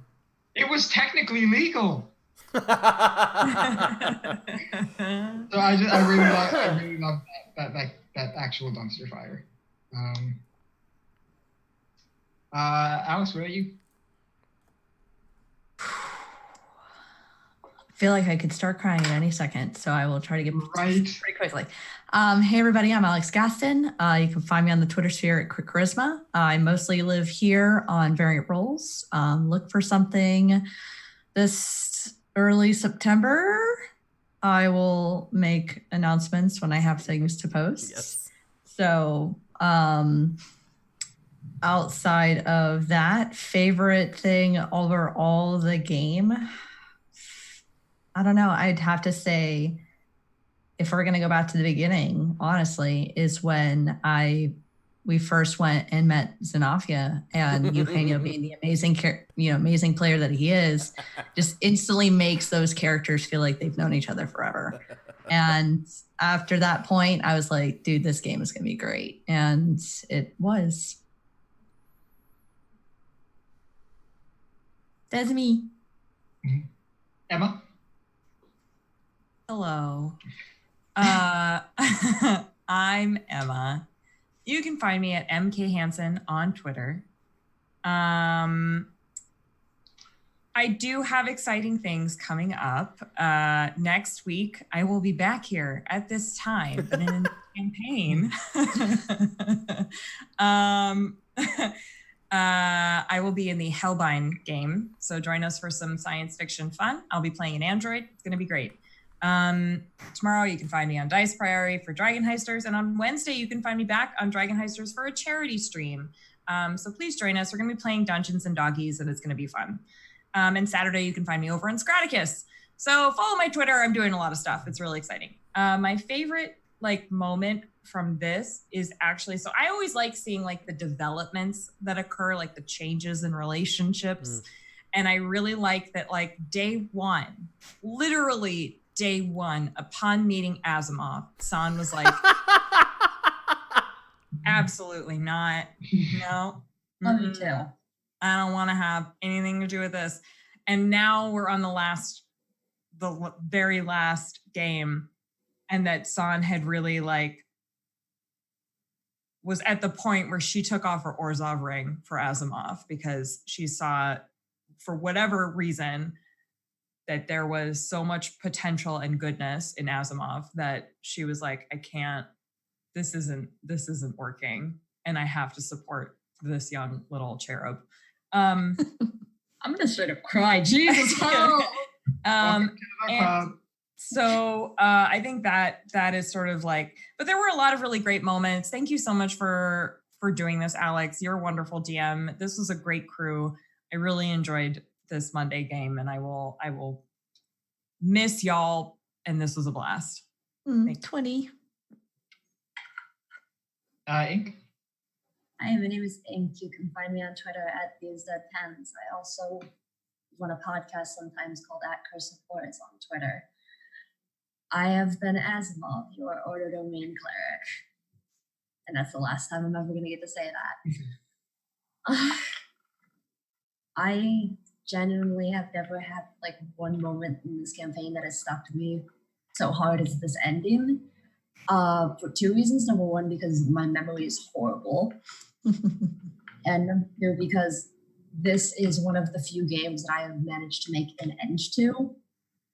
And to see what has happened in the course of 10 sessions between August learning that Asimov is not a complete idiot, though he may be sometimes, and Finn and San loving Asimov very much, and just everything with Farr and Lillian and Zan being sassy and telling Asimov to just go piss off and do something else. It's been magnificent. I really would never have expected anything like this to come out of my Mondays, but I'm so grateful that Alex decided to ask me to do this. Unfortunately, I don't have anything that's coming up on Variant Rolls, but I will be around for things if anyone wants me or needs me. And honestly, all I can say at this point is thank you to everyone for watching. Thank you for everyone for dealing with Asimov's freaking 10 intelligence. Bless That's you. it. Total average. Still better than Farah's dexterity. Yeah. Sam?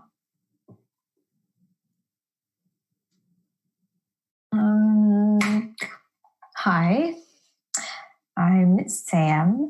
I'm 60 with Victor on Twitter. I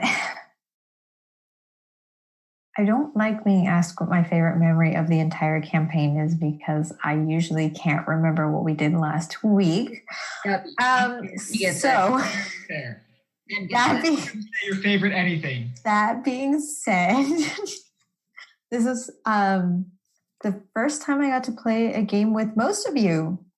Actually, the only person I've played with here before is Alex. My favorite part of the campaign was getting to other Alex. was getting to play with all of you guys because we're friends. It's been especially meaningful after Gen Con too. Yeah. And Eugenio making me cry at the end with that lovely gift. Which is, I had to laugh when it came back though, because you're like, oh, did you take it? I'm like, yeah. And you're like, well, they come take it back. And then you put it back.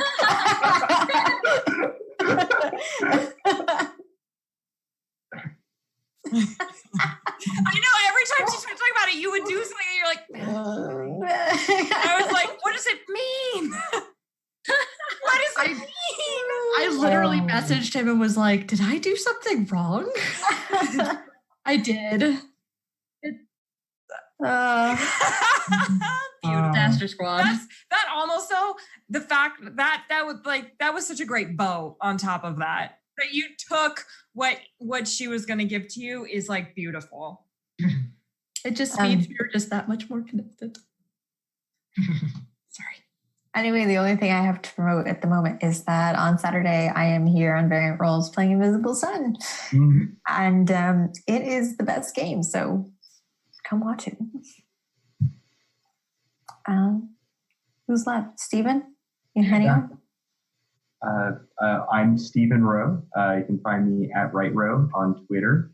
I don't have anything to promote at the moment, but I'm a writer, developer, editor, everything, and I'm always doing stuff. So follow me and check it out. And I would say that my favorite moment, and I'm just gonna, it's hard to follow all of these like emotional outpourings. So I'm just going to say that Alex, the DM, just like totally nailed it with this last session and making it like not only a climactic fight with tons of emotional investment, but just it being all over the place with lots of cool descriptions and very, very scary, like edge of the seat action the whole time. And I absolutely loved it. You deserve tons of kudos for that. Thanks, Stephen.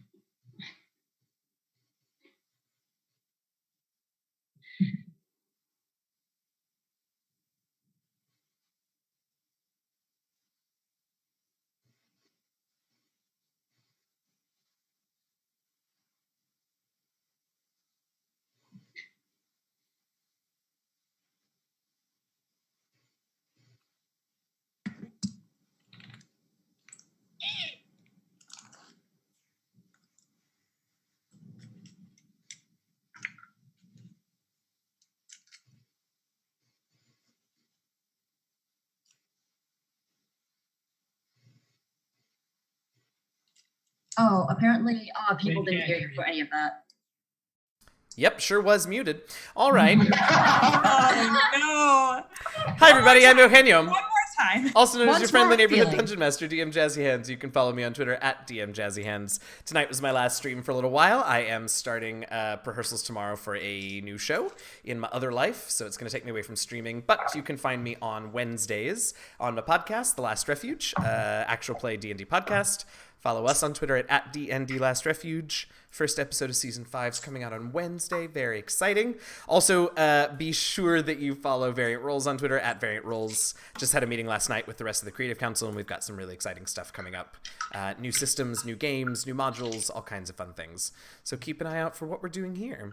God, favorite moment is so hard. There are so many. I will say that, and this was true when I played in a level of Undermountain that Alex DM'd, I live for his opening monologues. I really do.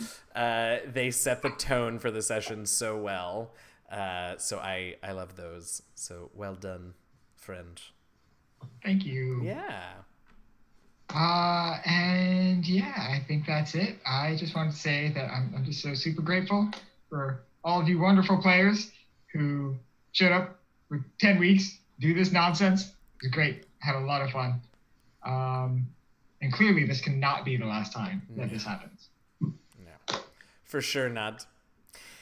Thanks for watching, everybody. Thanks for hanging out. Thanks for sticking with us a little bit after time. We will see you around the channel. Happy gaming, y'all. Good night. Bye.